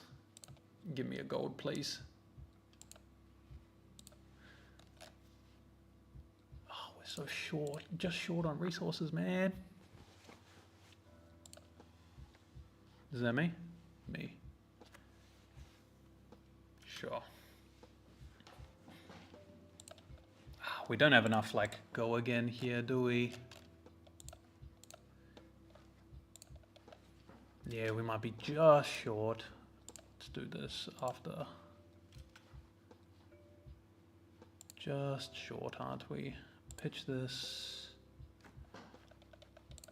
Look here. Ah! Play this 3. Cost 6 to swing though. No! Didn't we win here if we had it? If we had the blues? We actually almost won, by the way. Okay.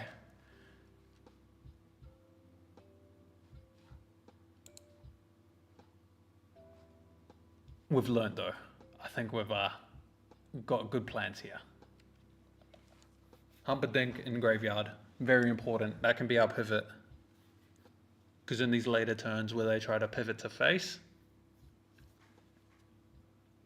or like later in the game, this is definitely playable. There's definitely like a game plan you can do here.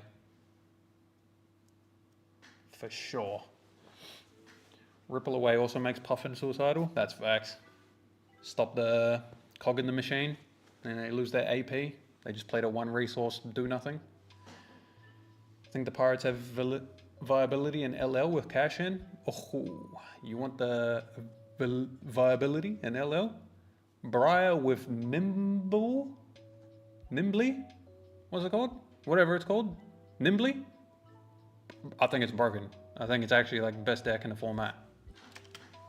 I'm saying that as someone that hasn't played a lot of LL, but it fixed the Briar Icelander matchup, is how good that upgrade is. Okay, attacks there.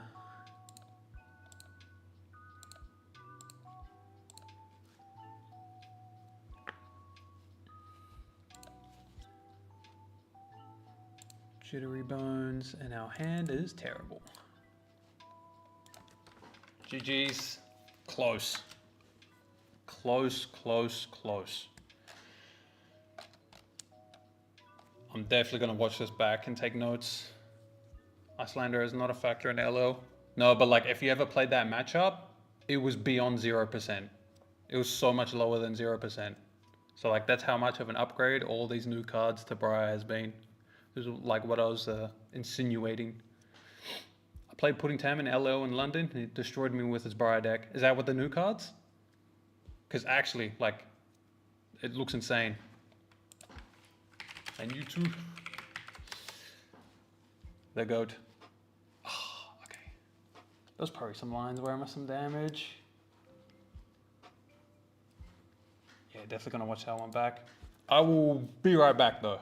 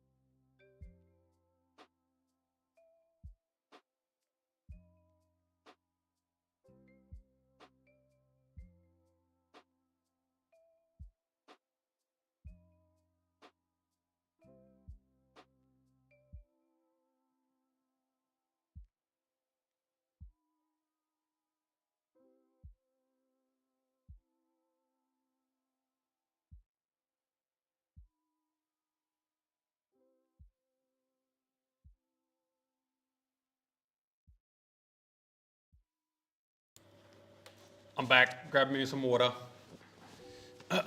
What's everyone saying? How does the Anka IP thing work? You trigger on opponent action phase. So it just says this turn. So the next time an opponent draws one or more cards this turn, they discard. And so them drawing for their intellect at the end of turn, there's a ruling, I think it's 4.3.3e. And then 4. Should we try and find it?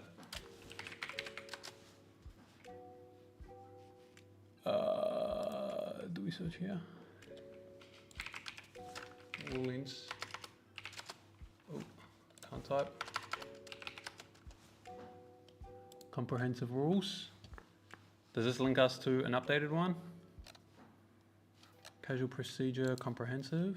I think it's 4.3.3. Changelog.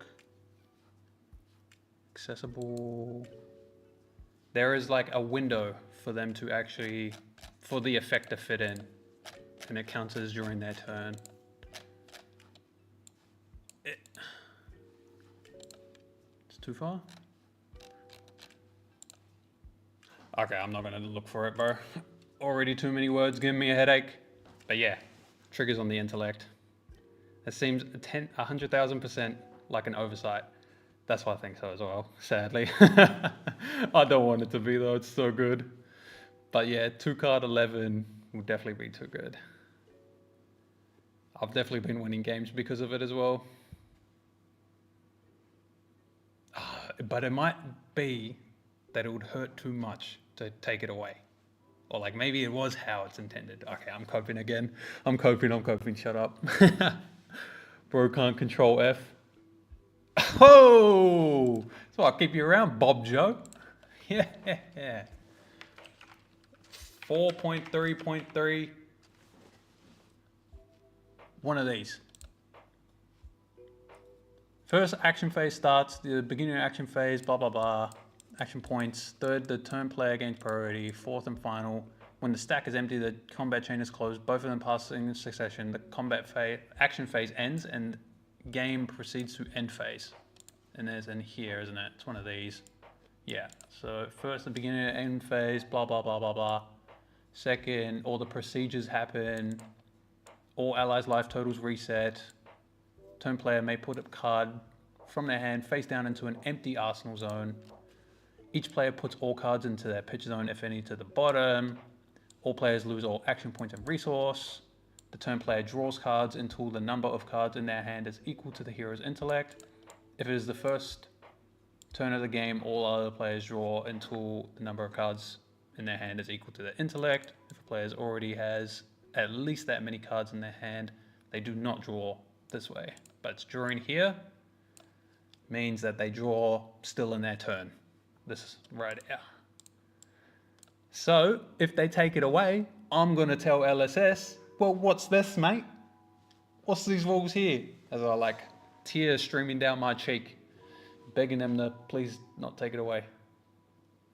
I don't think it is an oversight since for one turn, then opponent removes it. Hopium? This is Hopium? I'm on your side on it. I'm on your side. Yeah, but Anka's OP. Discard a card to discard a card from your opponent. Super powerful. Yeah, now discard isn't even real. We're actually just giving our cards go again when we do it. Is CNC completely out at the moment? Yeah, but you can run it. CNC's like not bad. Probably good over the sync. I wouldn't do it over the sync. Maybe over like one of these. But I like having all the allies. Make sure you don't get fatigued. There was something I was going to put in. Someone I said, oh wait, I'll link this. That's what people were asking for, right? 1 second. Where are we going to put this shit? How do I put it? Edit? Bang. All right, it's going in the description. And I'll put it in chat as well. Was decklist posted? Just posted in the description. And yeah, just gave it in chat. Get a couple more games in. My sleep schedule's already fucked anyway. Don't you have one spot? Do I? Yo, I do. Another sink? Probably another sink. One CNC just seems random. If this card was CNC all those turns, would it have been better? Maybe. I also just like being more proactive. Yeah, let's do CNC instead of that one sink. 2 CNCs. I like having the extra blues for when I go big anti-fatigue. Yeah. You're not trying the swelling and extra pitch stuff? What's swelling? The card names, still trying to learn them. Swell. Oh, this one? I tried it. It's not that great. It's good. It's not even good, to be honest. Like, if it's a blue on top, then nice. But like most of the times, you can't even efficiently use all the resources unless you're already super far ahead. So it was like just awkward a lot of the times, or like overkill. I thought the red one was better than the blue one, just because it sent 3 as well. Paid for itself back. But yeah, it's very specific hands. Like maybe you could build around it, but I don't know if this would be the build around as opposed to like Tipple. I think Tipple as the build around is like decent. I think Tipple's insane in Marlin, by the way. Saltwater Swell, yeah, that was the one, right? This card's nuts though. Are all the tap and ally attacks not great? Paddle Faster seems solid, but yeah, they're too bricky when you don't already have allies out. If you don't have allies, you're forced to block. But the problem is, if you have allies out, right, and they clear your board, you can't even block with it, and it doesn't have go again now. So it just becomes like, it's so bad in those situations. And like, you just want your hands to function, because if you play your lines right, like you're insane value deck, insane. Be proactive, play pummel. You crazy, Diego? You crazy. Wouldn't that mean you can bodge on draw up? What does bodge say? It's probably something. No, bodge says action. This turn. Destroy this draw card, activate this ability only. No, because you can't activate stuff in the end phase, right? Whereas like this isn't an activation, it's a lingering effect. That's the difference. Since Anka is in the AD, I think its impact should be effective to the majority of decks, since it should be generically good. Respectable take. Wait, I haven't even been changing these. Hold on. Let's queue another one, eh? Wait, what are these? What are those? Clear these tabs. I'm seeing my Marlin deck. Tipple's so good, bro. Tipple, this one, so good. You know the play? You tap Marlin, create the yellow Goldfin, and then you play Tipple, or this one, or this one. You just get like free discard fodder. Like this becomes pot of greed plus reload. It's so nice. I love it. I love it. But yeah, back into it. I want to verse an aggro deck. Someone try fight me with aggro, eh? Come catch these hands. The 0 cost pitch top card aura at the start of your turn with the untap amulet. Do I have to play this one again? I'll play it because it's Dihi and he's my goat. General fatigue. So everything in except for the D-reacts. I guess we run that as well. This could brick us. Like it might be too many reds. Crazy, right? I say it might be too many reds with 8 reds in the deck. And it's like diluted as well. See how bad it? It's so annoying. These are red cards. Yudo, you up? Never mind. Yeah, never mind. Okay, we're kind of relying on the top of our deck here. Polytone 0. Just trying to buy tempo here. You better go cog, cog, cog. I don't know if that poly's worth. Please ally on top. Thank you. There is justice. Clear this. So we're gonna clear it with this because I want to end on punching him with this, so we maintain tempo. So he tried to play poly to drag us to like obviously focus on it, and so we're going to not give them what they want. This matchup, you want to try and keep these in deck. Maybe it's a little bit inefficient. Maybe I just want to... Oh wait, no, this one gives go again. This card's so insane though, no? Why does it give go again and an on-hit and it's block 3 and I just put 6 more of those in my deck? Wait, those were good against Dori, weren't they? They felt really good in that Dori game. That's what I'm saying though. They the truth. On hit gold here. They always have it. What are your thoughts on back alley break line? It's in the armory deck list. The inclusion seems clever. So I tested it. Every time you could CTTG for back ally or back alley break line, you could also just do it with Diamond Amulet, and that way you get to save on slots. You get to be efficient with it. So you might as well just do it that way. Like anytime that back alley would be good, you've already got a card in your deck that will do the same thing. So like, you don't need to like double up on it. Especially because like besides that one interaction, the card is going to like brick you, like makes your hands on function. If you draw it, it's a 2 block as well. Gives it to us, beautiful. So this is a really ideal turn 0. We're pretty lucky to find the thing on top. So lucky that I was even considering like straight up blind gold loot. 4, sure. Probably should have compassed there because maybe I meant to block. Whoa! Sorry, Omi. Let's compass here. Snatch Puffin. That is a good one. So we'll play this one. Play this one, tap this one for this one, play this one, get it out. We'll have resources, hopefully. But then I have to block with this one. Here we go, a card in hand. Sure. I think this is fine, right? How does the deck feel so far with the completed list? I think this deck feels very good.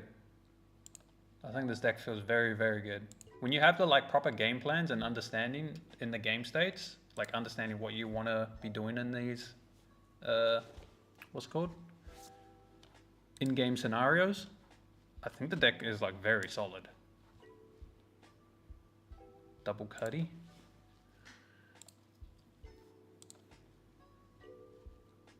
Nice. Dump that. So now we have options. So thinking, can throw this, play this, effect, do this, this. Or we can try and set this, because we can just play this, do this, swing face. Then we're only left with 2. Lots of options. I think we keep the tempo up. So we can put the tempo up. Force them to like stay on the defensive. And then we're still going to develop our board behind this as well. So the option is Cuddy or Morty. Okay, so we make a gold here. Oh, we already made 2 from chart as well. So we'll make sure we do plates. I think I'll do Morty. The Cuddy, like if I play it now, it'll stick around and probably outvalue this though. Is like the problem. So I'm a bit iffy on it.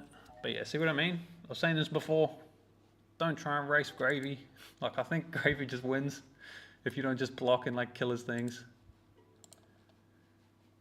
Shit like Kaido. Bet on Gravy if it's one-on-one. Gonna see how it goes. I took a break from GB testing to mess with Katsu with bonds. It's been fun. I was messing around with bonds as well. I'll show you my list. Show you my list after this. All I want to say is I wish you all good. Ain't got to apologize, homie. I wish I could cut the red surgeons because I've already cut the yellow ones. But I think the yellow surgeons are so bait and you don't even need them. But Bonds is just that card. And like you can just 30 people because you're Ancestral Harmony and then Bonds, hello. Just do 1 card 10. 1 card 10 by the way, I just said that. And an aggro deck. So we got a board here, we disrupted them, forced some blocks out. They wanted to protect their gold there, so they blocked.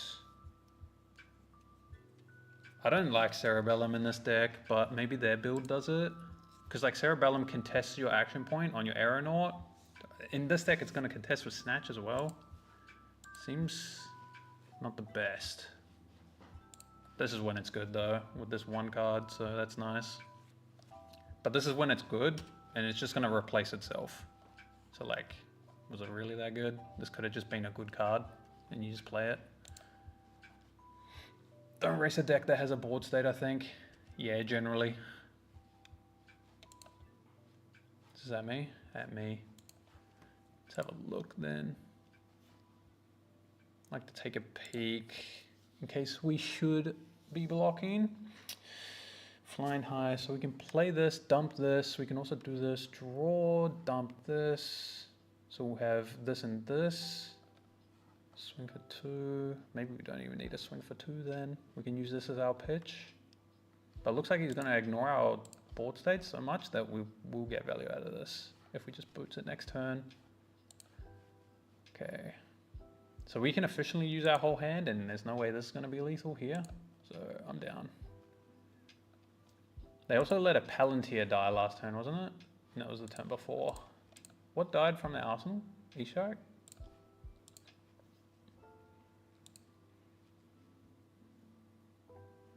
That's a good card. So this one swings for 7.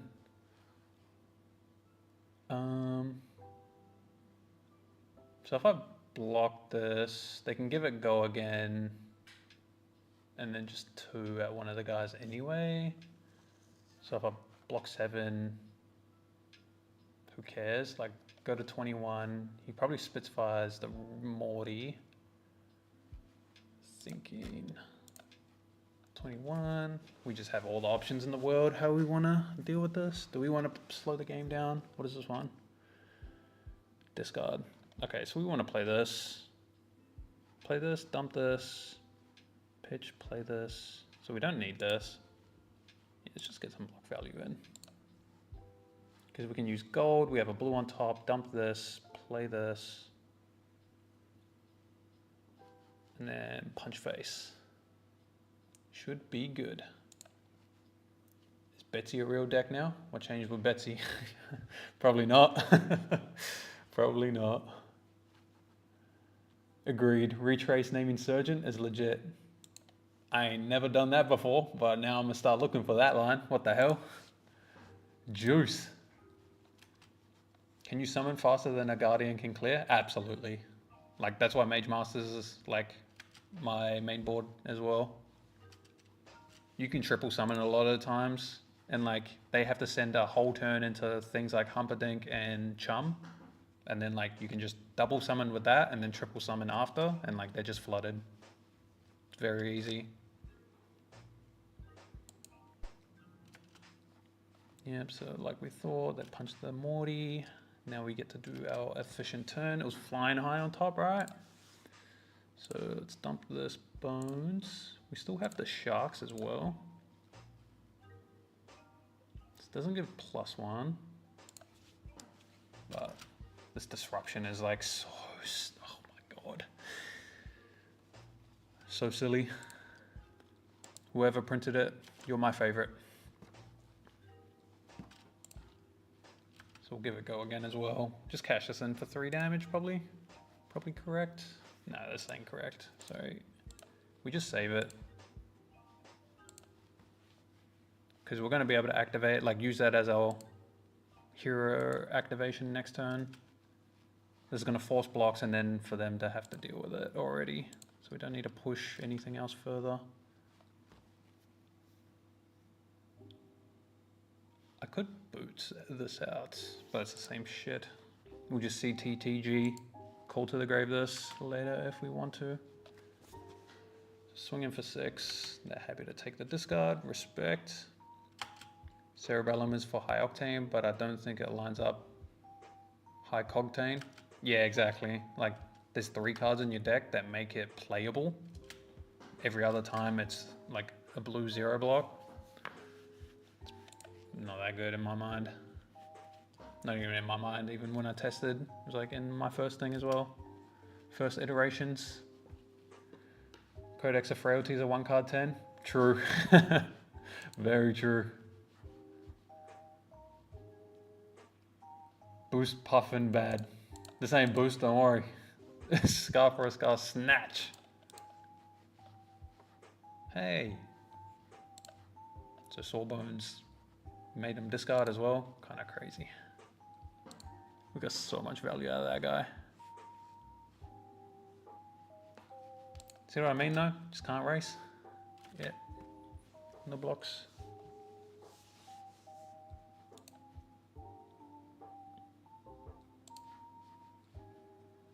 Oh, it's the good one. Get off my screen, bro. There we go. Boost hybrid Puffin actually pretty good. That's what I've been telling people as well. So I'm gonna loot him away, play this. I'm probably pitching the yellows arsenally in this one. And we're just gonna try play. So I could block this. I guess it's only for 2 though. What else am I doing with my hand? Not much, right? So I just do it. Could draw some random cards after, but there's a lot more whiffs than there are hits.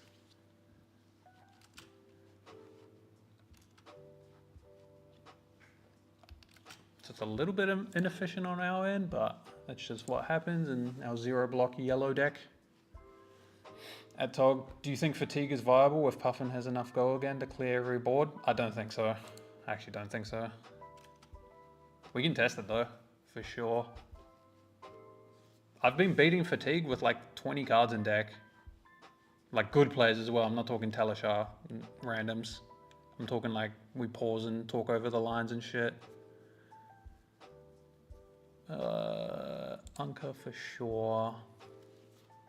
Play this one.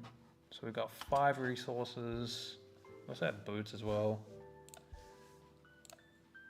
This one. That is what I was saying, that she has so many options to her. Boost, no boost, half boost. Yeah, exactly. It's very nice. So they're gonna have to deal with this. It's gonna IP them. We set this up. Yeah, I think it's boots. It's efficient mana wise as well. We just can't afford the buff, but yeah. Not gonna complain about 5 into 3. Put a bunch of life on board, make them IP as well, set up a go again, and we're ready with another ally engrave. We are in a good spot. Great hand. This is what I mean. I've been trying to tell people, bro. Jug, what up, homie? How you doing, my friend? I see you put in throw caution. What's that one? Oh, this one? Yeah, one of the homies told me to do this instead of rally the rear guard. And I think it makes a lot of sense. Like, you know, I already explained to you like why we're doing rally, right? For the aggro matchups, give us more discard fodders. But like this one, you lose that, be able to discard the allies from your hand. And instead you gain the ability to activate it with tempo, like on our turn. So it turns on our hero ability. It's also like a D-react from Arsenal kind of thing. So it's like the extra blues that I bring in. So clear that, sure. They haven't drawn yet. I want them to crank and draw before I Anka.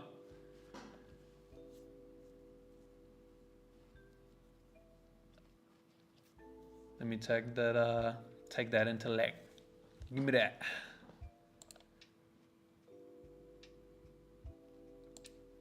Resolves. Give me that intellect.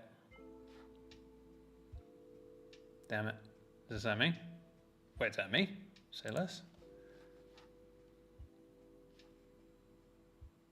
No. Okay, I see what they're doing.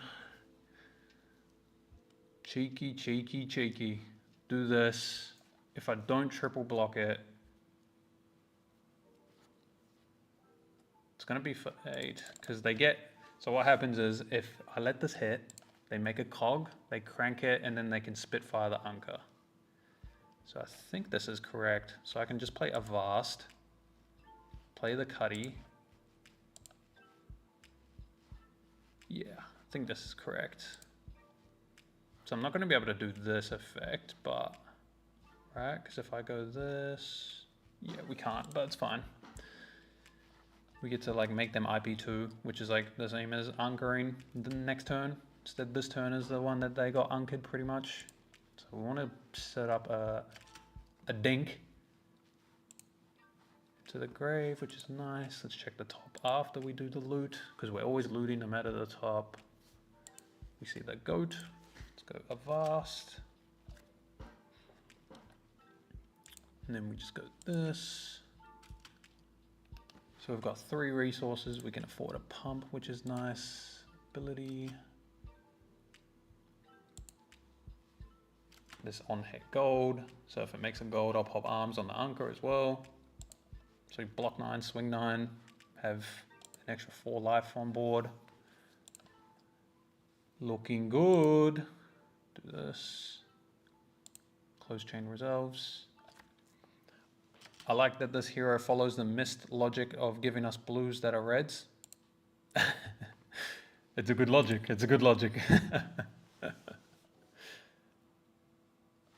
on hit gold again. Bink. Thank ya. We knew we were drawing this. Yeah. Okay, these actually just fill out our hands perfectly. Or like these types of turns. Actually just fills it out perfect. Feels like we just always have something to do with all our blues. But yeah, that's what I was saying before. I was trying to tell people earlier, like, how good are blues? People are like so skimpy on all their blues. You just want 3 blues minimum in your hand. Especially because you put your pseudo red cards in the grave and you can play them from there. So like you actually just want to draw blues that either play those efficiently, get value like by playing them, or put more in there. That's what I like. Blues that are reds, what could possibly go wrong? Nothing, right? Smiley face. So I can, this is one that called by for, what's it called? Back alley, like the bro was asking. Like this is where you would do it, but I can just do it with Amulet. See what I mean? So that's why Amulet is no bueno. I could also play a Whaler. If I go give no quarter, Whaler, Anka. Arsenal, Cole maybe?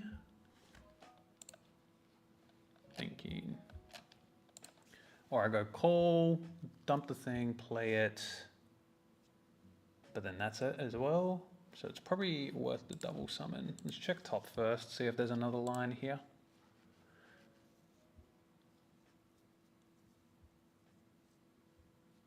Check for some lines.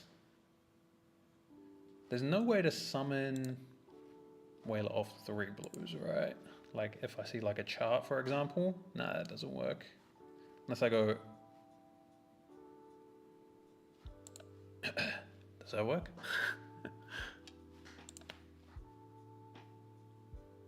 It doesn't, right? I go pitch, draw, play, play. It's free. I've got 1 plus 3. No, it doesn't. Okay.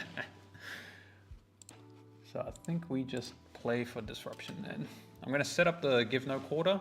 So when you have a Whaler in these types of matchups, setting up give no quarter and chart into your arsenal is how you officially play your Whaler and swing it in your 1 turn, which is what you want to do against these slow decks.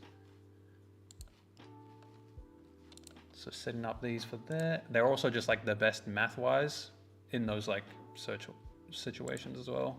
Won't pop hook because we haven't made a gold. but more importantly, you don't want to stack on hits. So he's already incentivized the block. Yeah, let's see.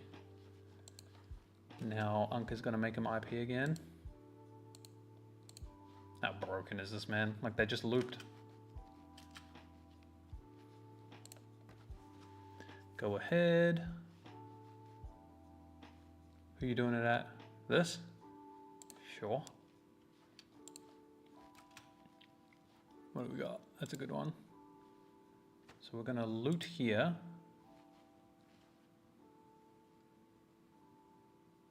Dump, block. Oh wait, limpet's better. Dump limpet, that's gonna add on to our chain. And yeah. But yeah, I think this swing was a concession, pretty sure. It's not gonna work, guys. Like, this is what I'm telling you though. Even into aggro, it's like similar to this, honestly. It might sound like opium, but like, test it for yourself. It shocked me as well. Like, racing is just too hard. You can't race this deck. Let's pop gold first. Nice, so now we get to Arsenal.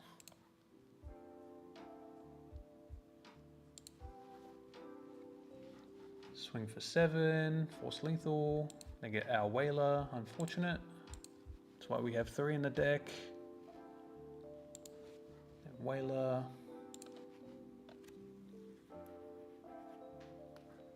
Oh wait, I didn't anchor him on the end of our turn. Whoops, my bad. Sorry, what is anchor? This one. So the next time you discard a watery grave, like instant effect, so you do it in their turn, the next time an opponent draws 1 or more cards this turn, they discard, which in their turn is still intellect. So at the end of their turn, they draw 4 and then discard 1. It's kind of insane. Kind of annoying not having anyone official confirm it yet. Nats is 2 weeks away. Yeah, technically it releases tomorrow. Or I guess like today for me. It is now Monday for me. So I'm guessing there's going to be an announcement very soon saying if this is how it's meant to go or not. I think Prism can race this deck. Yeah, I heard Prism was going to be like a 0%er, but there's definitely a game there. There's definitely a game. But Prism will be one of the more tough things. Why are you playing Shark over Rigger? I have Rigger. I think there's already one flipped, right? 2 Rigger, 3 Shark. I explained it early in the VOD, but the TLDR is if you have Rigger and like any other of your big ones, you can only swing 1. Whereas like this can get you incremental value if this is like your second double up one, double up ally or whatever. It's the same cost curve. 4 health is actually very annoying for a lot of heroes to deal with. Namely, a lot of the aggro decks have to send a full like 0 for 4 into it if they want to clear it, which is like very nice for you as opposed to like a dagger. Tomorrow is the official release of the deck list. Gang. People saying Kano is the best deck in the format. Thoughts? I think he's top 3 easily. I think he can't be the best because I think Prism is very, very, very good. Like, check the PT results or Worlds results. It was a PT. Check the PT results, right? Which hero is left out of that top 8 or top 16 even? Like, Prism played correctly is just nuts. Good game. I'm guessing that just conceded.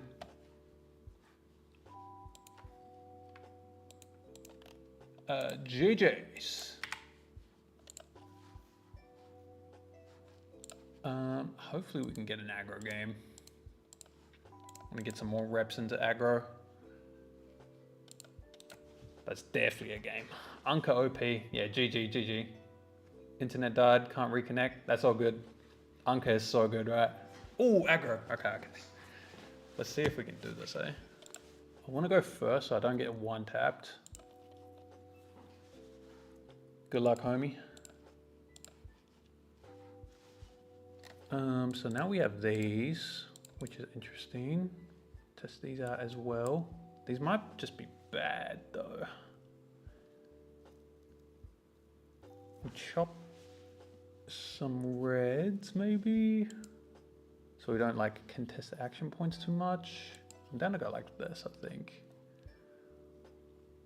Extra blues, we can just play off blues. Also, like a pseudo arsenable D-react. Yeah, let's try this. All makes sense in my head. So we can loot, play this, play this. Oyston's a very good start as well.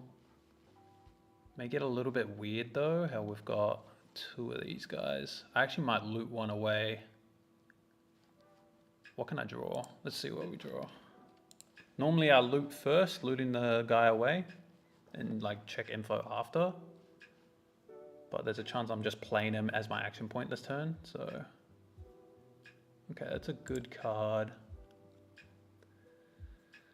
It's good enough to let me just IP one of these. So like the key to aggro decks, or like the aggro matchups, is playing all your disruption. And like this one obviously is like the fucking nuts one. So yeah, let's do this. I could pop gold, draw the chart, discard this, play it from grave.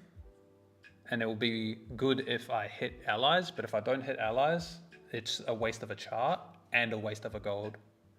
So I'm just gonna like play this from hand, it's turn 0, no rush. Do our thing. If they clear this, I get my gold back. If they don't clear it, all my go again, say +3 damage. Set up the go again, pretty good. So they got snaps. Okay, this hand's very good. So out of these three, since I don't have anything in grave, you really want to fill grave. So I would probably play call to guarantee it, because you could play this and go for the high roll, or you go for this for damage, but I'm gonna play the call. They start off by hitting Oyston, that's fine. We get a gold here. What does IP mean? Thank you, Fatherless Joe. Thank you, Mr. Joe. Keeping like one card in hand at the end of my turn. Keeping an extra card in hand, like so say you go to Arsenal, but you still have another card in hand. That extra card in your hand is what people call an IP. So if I block this, they just flick, it's whatever. I'm giving them the draw this turn, I'm pretty sure. My hand's like really set to be able to play the next couple turn cycles if I just take a hit here.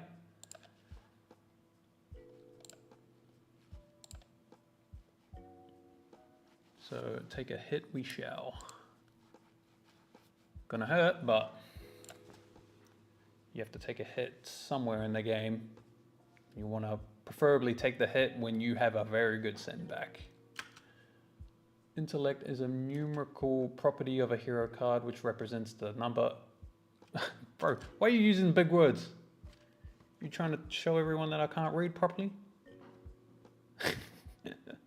If you can't Arsenal it, you lost the value of the card. Wait, interesting that you can make an opponent IP then. Yeah, exactly. Can't Arsenal it, you lost the value of the card on that turn cycle, so you IP 1, it's like you've drawn 3 cards. Yeah. Okay, we took a big hit. They get to reset both daggers, good for them. And we took a chunk of damage though. So we're gonna go to this guy. Cast the boy, set up another one, play this, that's gonna dump, turns on our chest, so we probably grab Sawbones. It's either Sawbones or Anka. We'll see how they respond to this. I think if they say no blocks, it's Anka. If they did block this out, I'd go Sawbones, force them to have to also kill the Sawbones. I guess it's the same for Anka, so I guess it's just always Anka here. Anka will also like soften the blow if we draw a thingamabob. It's a good card. If we drew a ally, holy shit, I can't talk, bro. Fuck me. I'm having a fucking aneurysm. Comes from one of the judge penalties where in tournament you can get an intellect penalty for, yeah, exactly.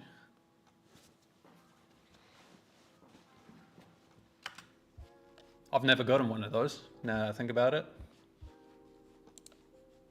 Never gotten an IP, I don't think. So we want to anchor their intellect and not the mask is always ideal. IP my pants. If I can't see that cat's... Oh, I got you. After this, I got you. Sorry, I forgot. That was the thing I forgot. Let's not do this one. Let's loot first. Nice. So now, because we'll be able to compass and then like determine what we want to do with the conch after. So we want to keep both the blues. Let's just take this 4. If they keep going face, I think we win. Because this will be tapped at the end of our turn, so we're not going to be able to get a swing with that, but we'll be able to do our thing. Where you sending that, buddy? Me? Block this. They flick.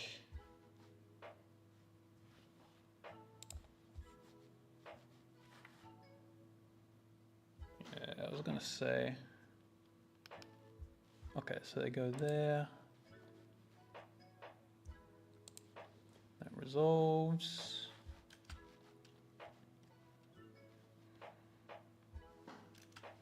Fealty for the big guy. Oh, is it 5 at me and 2 at this? Very clean. Say bye-bye to intellect. Say bye-bye.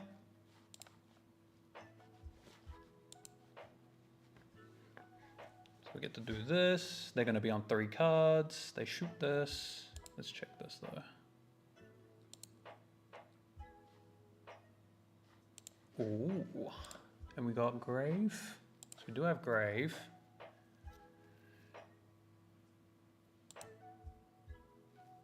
Wait, which one was it? It was the disruption one? So there's a chance I block here.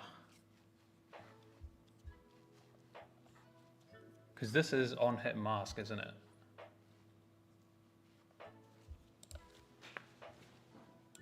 Thinking. I don't mind just giving the chest. Wait, chat, somebody, did you guys see what was on top? Was it this one again? Chat, help. help. Which one was it? I want to pitch into it. I'm doing it. Let's do this. Because they don't have an arsenal, so I'm just going to keep this here. Yeah, flick spine. 0 cost blues. Go against his bread and butter. Go against chart. Okay, thank you. Can I do this in tournament play, by the way? Ask my chat. Okay, so we can pitch into chart. I'll pitch into gold. Draw the blue. Giga Chads play the chart, no? Giga Chads play it? Giga Chads play it? Right? Oh wait, so I should have blocked with the other one. No, it was Arsenal. That's why I blocked. Giga Chad plays it, whiffs, cries. I guess the benefit's just the gold, which is like actually whatever. Oh man. Okay, we'll play properly then. 2, Roger.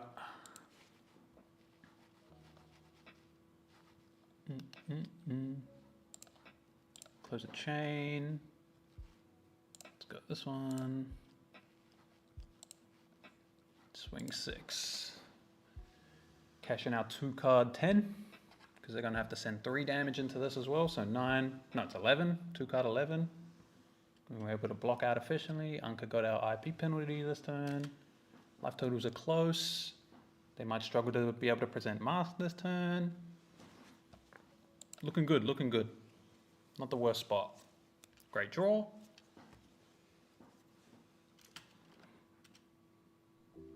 See what I mean with CINDRA, by the way? All the things I was saying earlier.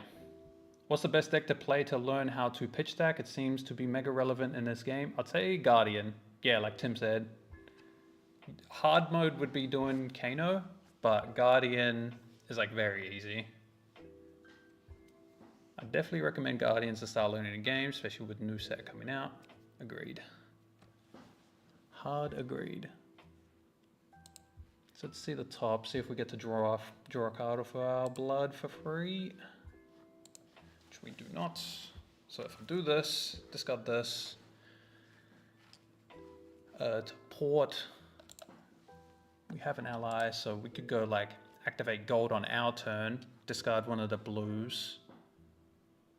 So we can go Cuddy into the thing. Yeah, and then, because I'm tapping Sawbones to block whatever he tries to kill it with. Trying to figure out if I want to, yeah, it's probably just the most efficient, right? Just take my 5 block here. Discard the Cuddy.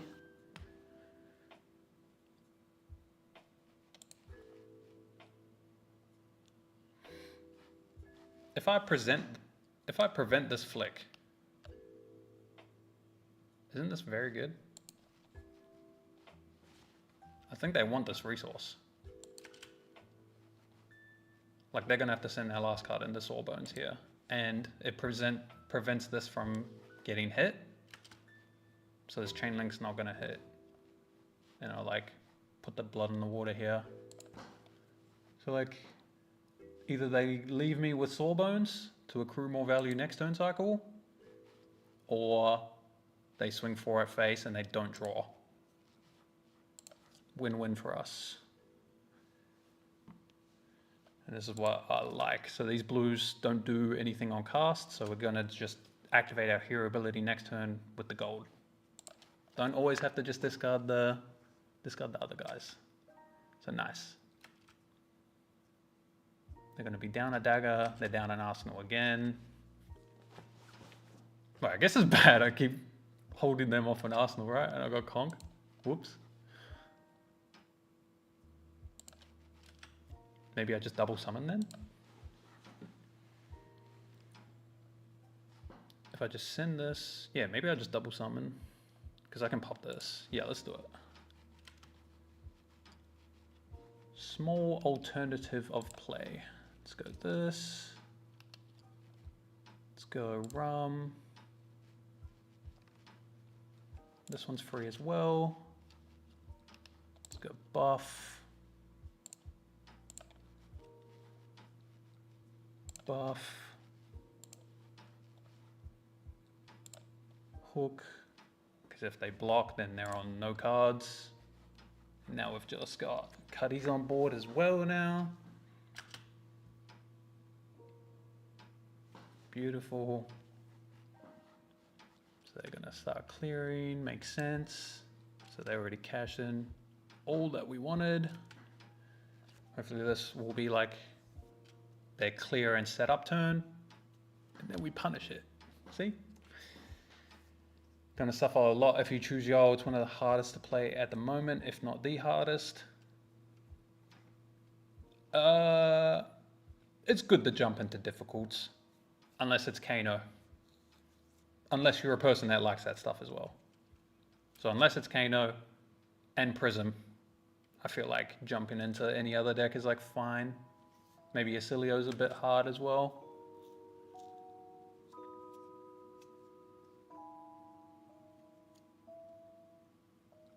And that's at that. So this will on hit draw, sure.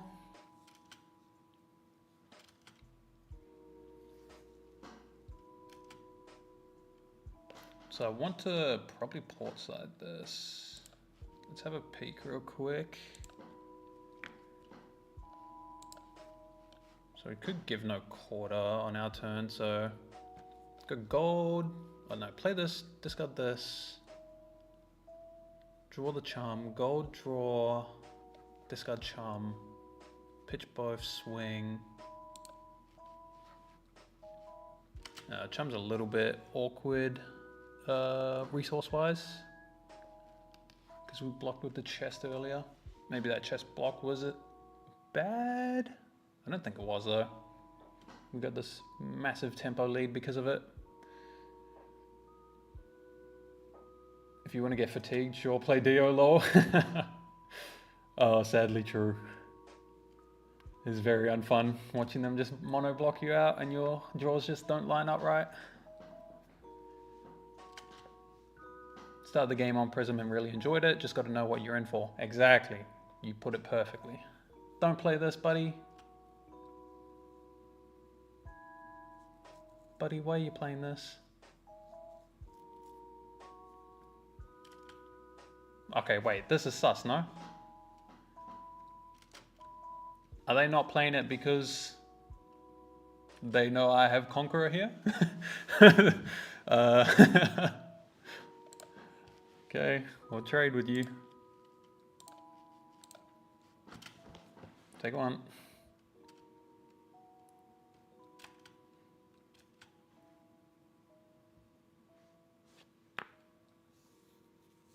Yep. So we're gonna be able to dump charm, have another charm. So I'm probably popping gold next turn as well.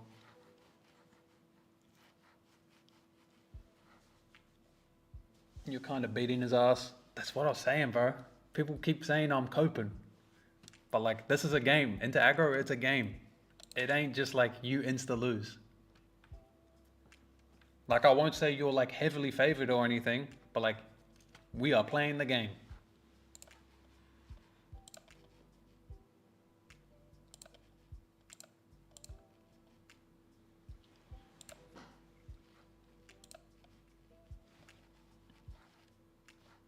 Cover this. Still got the charm as well. Yeah, because we're gonna dun dun dun. If we draw a blue, we can play this, which lets us go this. Just big damage to another charm. Or I can just pitch this here. Nah, because we don't have another ally. Yeah, okay, so we just take this. Why waste the snaps? Yeah, a little bit waste. I think the Wrath was a bit wasteful. I'm not gonna lie, I think they might be on my stream and they saw this, so they did an Arsenal. I'm not gonna lie.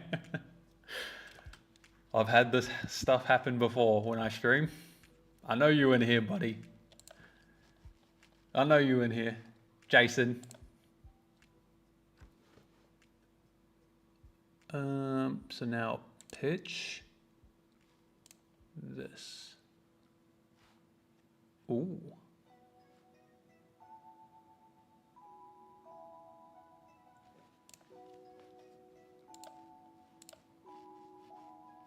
Wait, no, that's not how I needed to do this, right? Oh, hold on. I have to keep give no quarter to be able to afford the chum.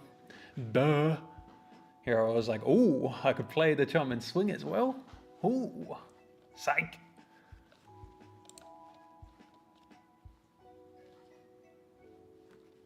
Play this, close the chain, sorry. Not many boxes to go around. Yeah, saw all that stuff. I saw some reasons as to why as well. Pretty sad reasons why all that stuff's happening. If the rumors are true. Seeing Arsenal sitting there against Gravy for so long, I also wouldn't Arsenal. You get the same reads from Verdance too. Yeah, that's fair read. Don't hate that. Don't hate the argument. You might be right. Sorry, Jason, if I accused you and you weren't actually, and you're watching this back.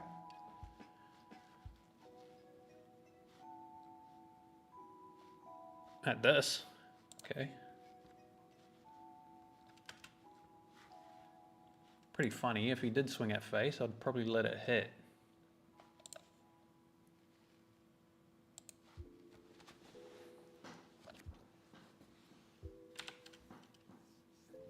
Curious how expensive Gravy is actually going to be, because he doesn't have that many cards that anyone else plays. Yeah, it's always going to be a demand thing, eh? I think there's going to be a lot of gravy players, so it might be a little bit expensive. What are the rumors? I don't want to spread rumors on stream. Sorry. I shouldn't have even like brought it up, eh? I don't want to spread it in case it's like not correct.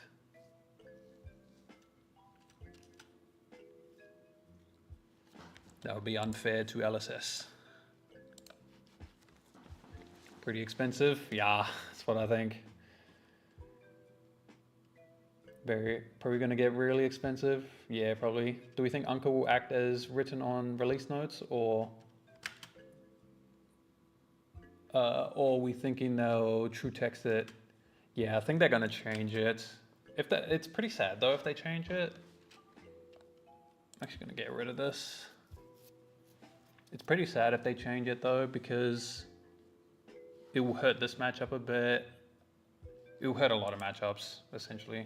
What I'm trying to get at.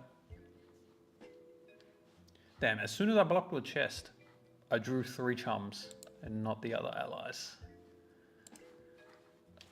Getting max punished for our decision there. Let's have a look first. Avast. Sure. So we do have a cold bar. We probably want to play that for our turn. Try and arsenal this red, or keep our arsenal.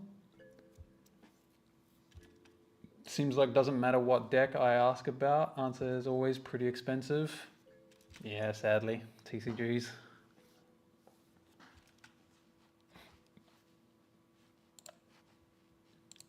Such is the tissage. And discard this one. Let's play this.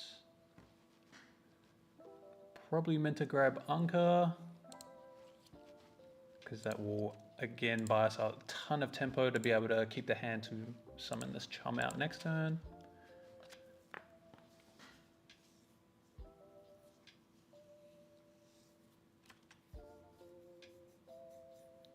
What ally are you talking about? One interaction? Thank you, Tim.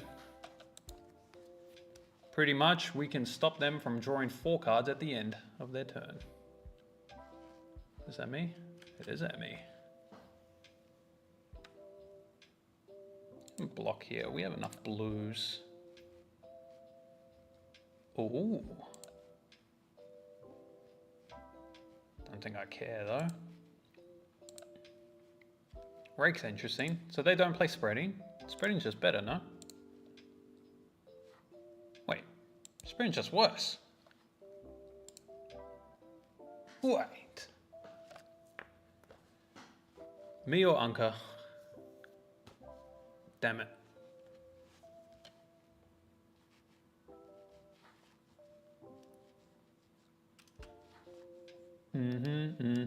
If he went face, I could have gone flying high, attack with Anka, swing CNC.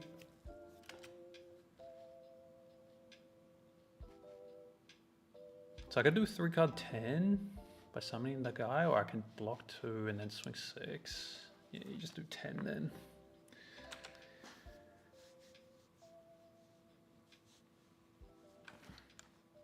Just hold this so we have like insurance, never gonna die.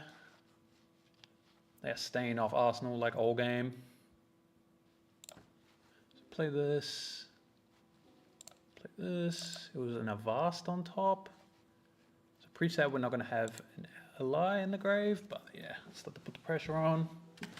No threat of getting fatigued. We've still got plenty of health, plenty of allies left, plenty of attacks left. So they just take that. Is this hits hero? Hits, okay. So we'll see if we can banish the top. You know, I shouldn't even check. I'm just always banishing the top.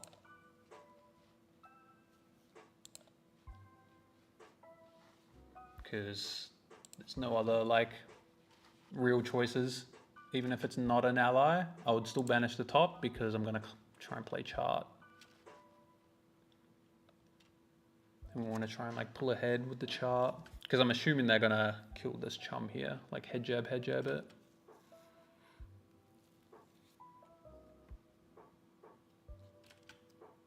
Goes face. Say less.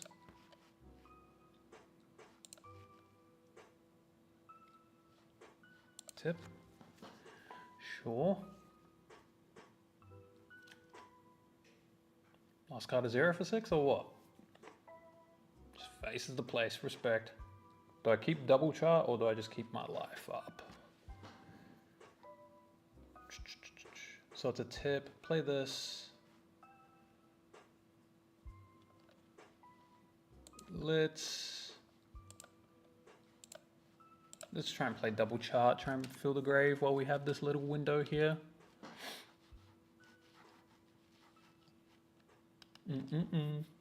Are you pretty much only using throw caution to the wind with compass? Yeah, pretty much. Let's pitch this one. Did I play this? Might as well, right? There's no downside. Because if I hit, I hit. And like if I play it next turn and hit, it's like the same. But here I actually get to use my action point. Can also pop gold, make sure we get an arsenal. Is arsenal more important or 3-block check? So if I swing for 5, 3-block plus this covers, but if they lose their flick, that's very bad for them. So yeah, let's do 5. 1 extra damage. And it might be all 2 blocks. 2-block plus this, blocks 3. So that'd take 2. Maybe it is arsenal then. Is there a bad one? Some allies, right? 1, 2, 3, 4, 5, 6, 7, 8, 9. Yeah, I don't want to draw an ally. Yeah, let's just buff.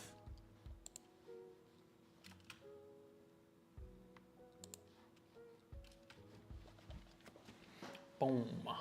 Chart an insanely busted card. Yup. I went the whole cycle, by the way. I went the whole cycle. I thought it was insane on release when they showed it. Then I thought, oh, it's a little bit overrated. And then I realized, oh, I'm playing it like shit. Don't think people are using it correctly. Or in the right game states. Or understanding like when it actually gets the most value possible. And that's when you play it. Play double chart, it's what real chads would do. Respect, you know the line. Me and Timmy, same brain, bro. Same wavelength. By the way, bro, won my first armory this week with Dio down at Rocco. Yo, respect. Wait, Rocco? Wait, who are you? What's your name? I can't tell by your YouTube name. After 1 month. Oh, wait. Brother. With the armory deck? Or did you get the upgrades? Respect, bro. Respect, honestly.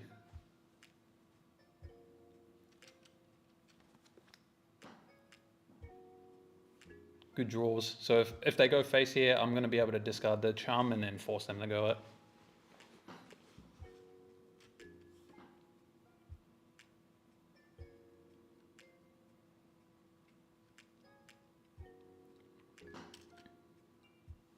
So this is at me. Yeah, we're just doing damage step, might as well, right? I'm gonna send Sawbones, because it's actually more damage. Damage is gonna be king in this endgame state. So we take 1, they would send 2 things into this, most likely. Hell yeah, I got the upgrades. Luke gave me some cards as well. Yo! Shout out, Luke. Luke's the GOAT. To be fair, I high rolled the fuck out. Well, that's what you play Dio for, baby. That's what you play him for.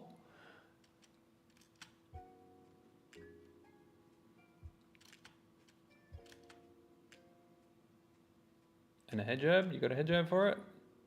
Oh my god. Chum, baby. Chum's so good.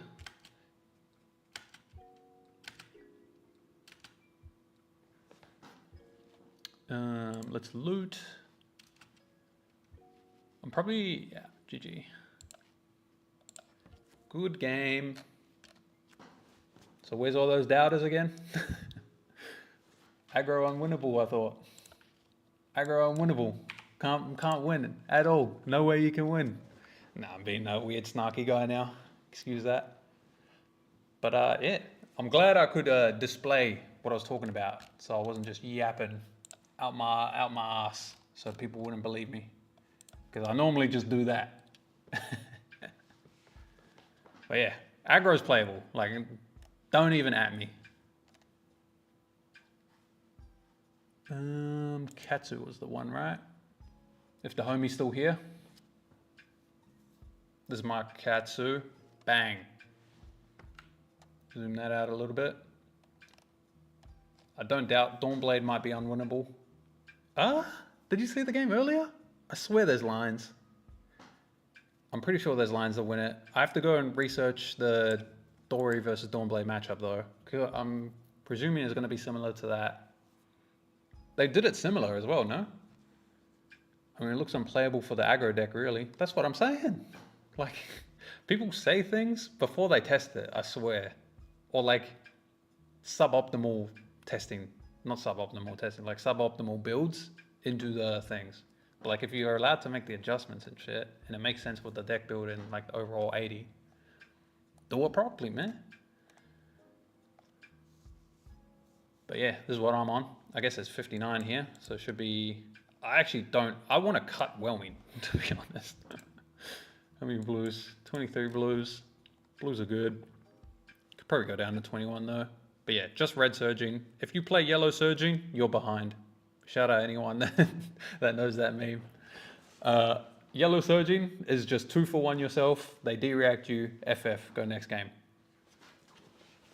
So only red ones. Like, you can just use like leg taps or whatever to try and get to your descendants, and it's fine. It's like good enough. At least that way you can start off with like spinning wheel kick into like surging or whatever. And like, it's so sus when they block this, in case you do have the surging follow up or just have the descendant after. It's too good. No deck can ignore the allies. Thank you. Y'all get it. Y'all get it. So what does aggro do? Just ignore the allies and face? If they do, they just lose the damage race. Yeah. So I tested into Blake on -io a couple times. Let's check. I'll show you what happens if they ignore. I'll show you what happens. My results, please. Not bad. I win. Don't ignore the allies. Kill the allies. He tried to just go face, but it just doesn't work. I'm just going to tell you straight, it just doesn't work. You can't just go face. You will lose.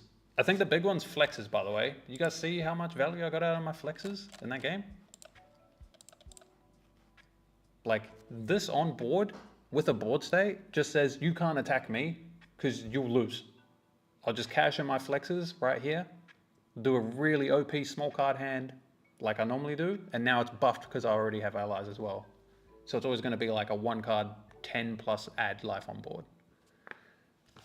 Bro didn't record Acilio matches? I did, didn't I? I don't turn my stats off. The losses? It's you. You don't have stats on. What you hiding for, Yudo?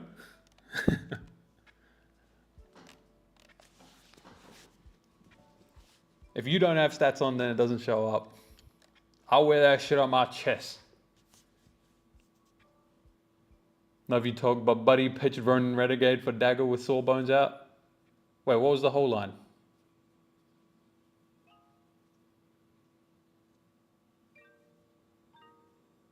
Aggro players don't have a day of peace. I don't know if a Ronin Renegade +2 damage changes much there though. Flexes better be pulling their worth considering that RF is almost $100. They're like eternalized MO. They're such a good leg spot. And like, leg slot is like a really good, don't worry about it. I have to double check. You're probably right if you're calling it out. Maybe Prism could, but I think Prism should just hit the allies because they get soul from it as well. And like, they also get punished by a popper or whatever. But yeah. Well, aggro was dominant between Hunted and HS. Oh no, think of the poor aggro decks. Oh yeah, don't man. Motherfucker, you try to at me, bro? I wrote the call for was on release because I knew it'd be worth. Smart man, cuz. Smart man. But yeah, it's 1 in the morning for me. I should probably hit the sack. Glad to be able to show off a little bit of what was going on. Should we get a tier list? I'll have to make it. Maybe I'll stream tomorrow and I'll do some other like fun stuff. Do those fun little small things, like a predictive little small tier list maybe. If we're down for that, maybe I'll play some different heroes. I want to play some of the other new heroes as well before I lock in on like exactly what I want to take to Nats, because I got like a month. I've been brewing so much and never liked Humperdinck. What's the pros? You don't get fatigued. This is the thing, so. Good night, gamer. Good night, good night. But yeah, I'm definitely gonna play some Cannon Marlin, maybe. Play some Nimby Bolton. Probably want to play some Wizard. Oh, it's too much to test. I'm so excited. But yeah, I'm dipping. Me go sleep. TY to everyone who tuned in. Deck list in the description. Sent it in the chat as well. Have fun with the deck. Tell me if you find anything. But I'm outie.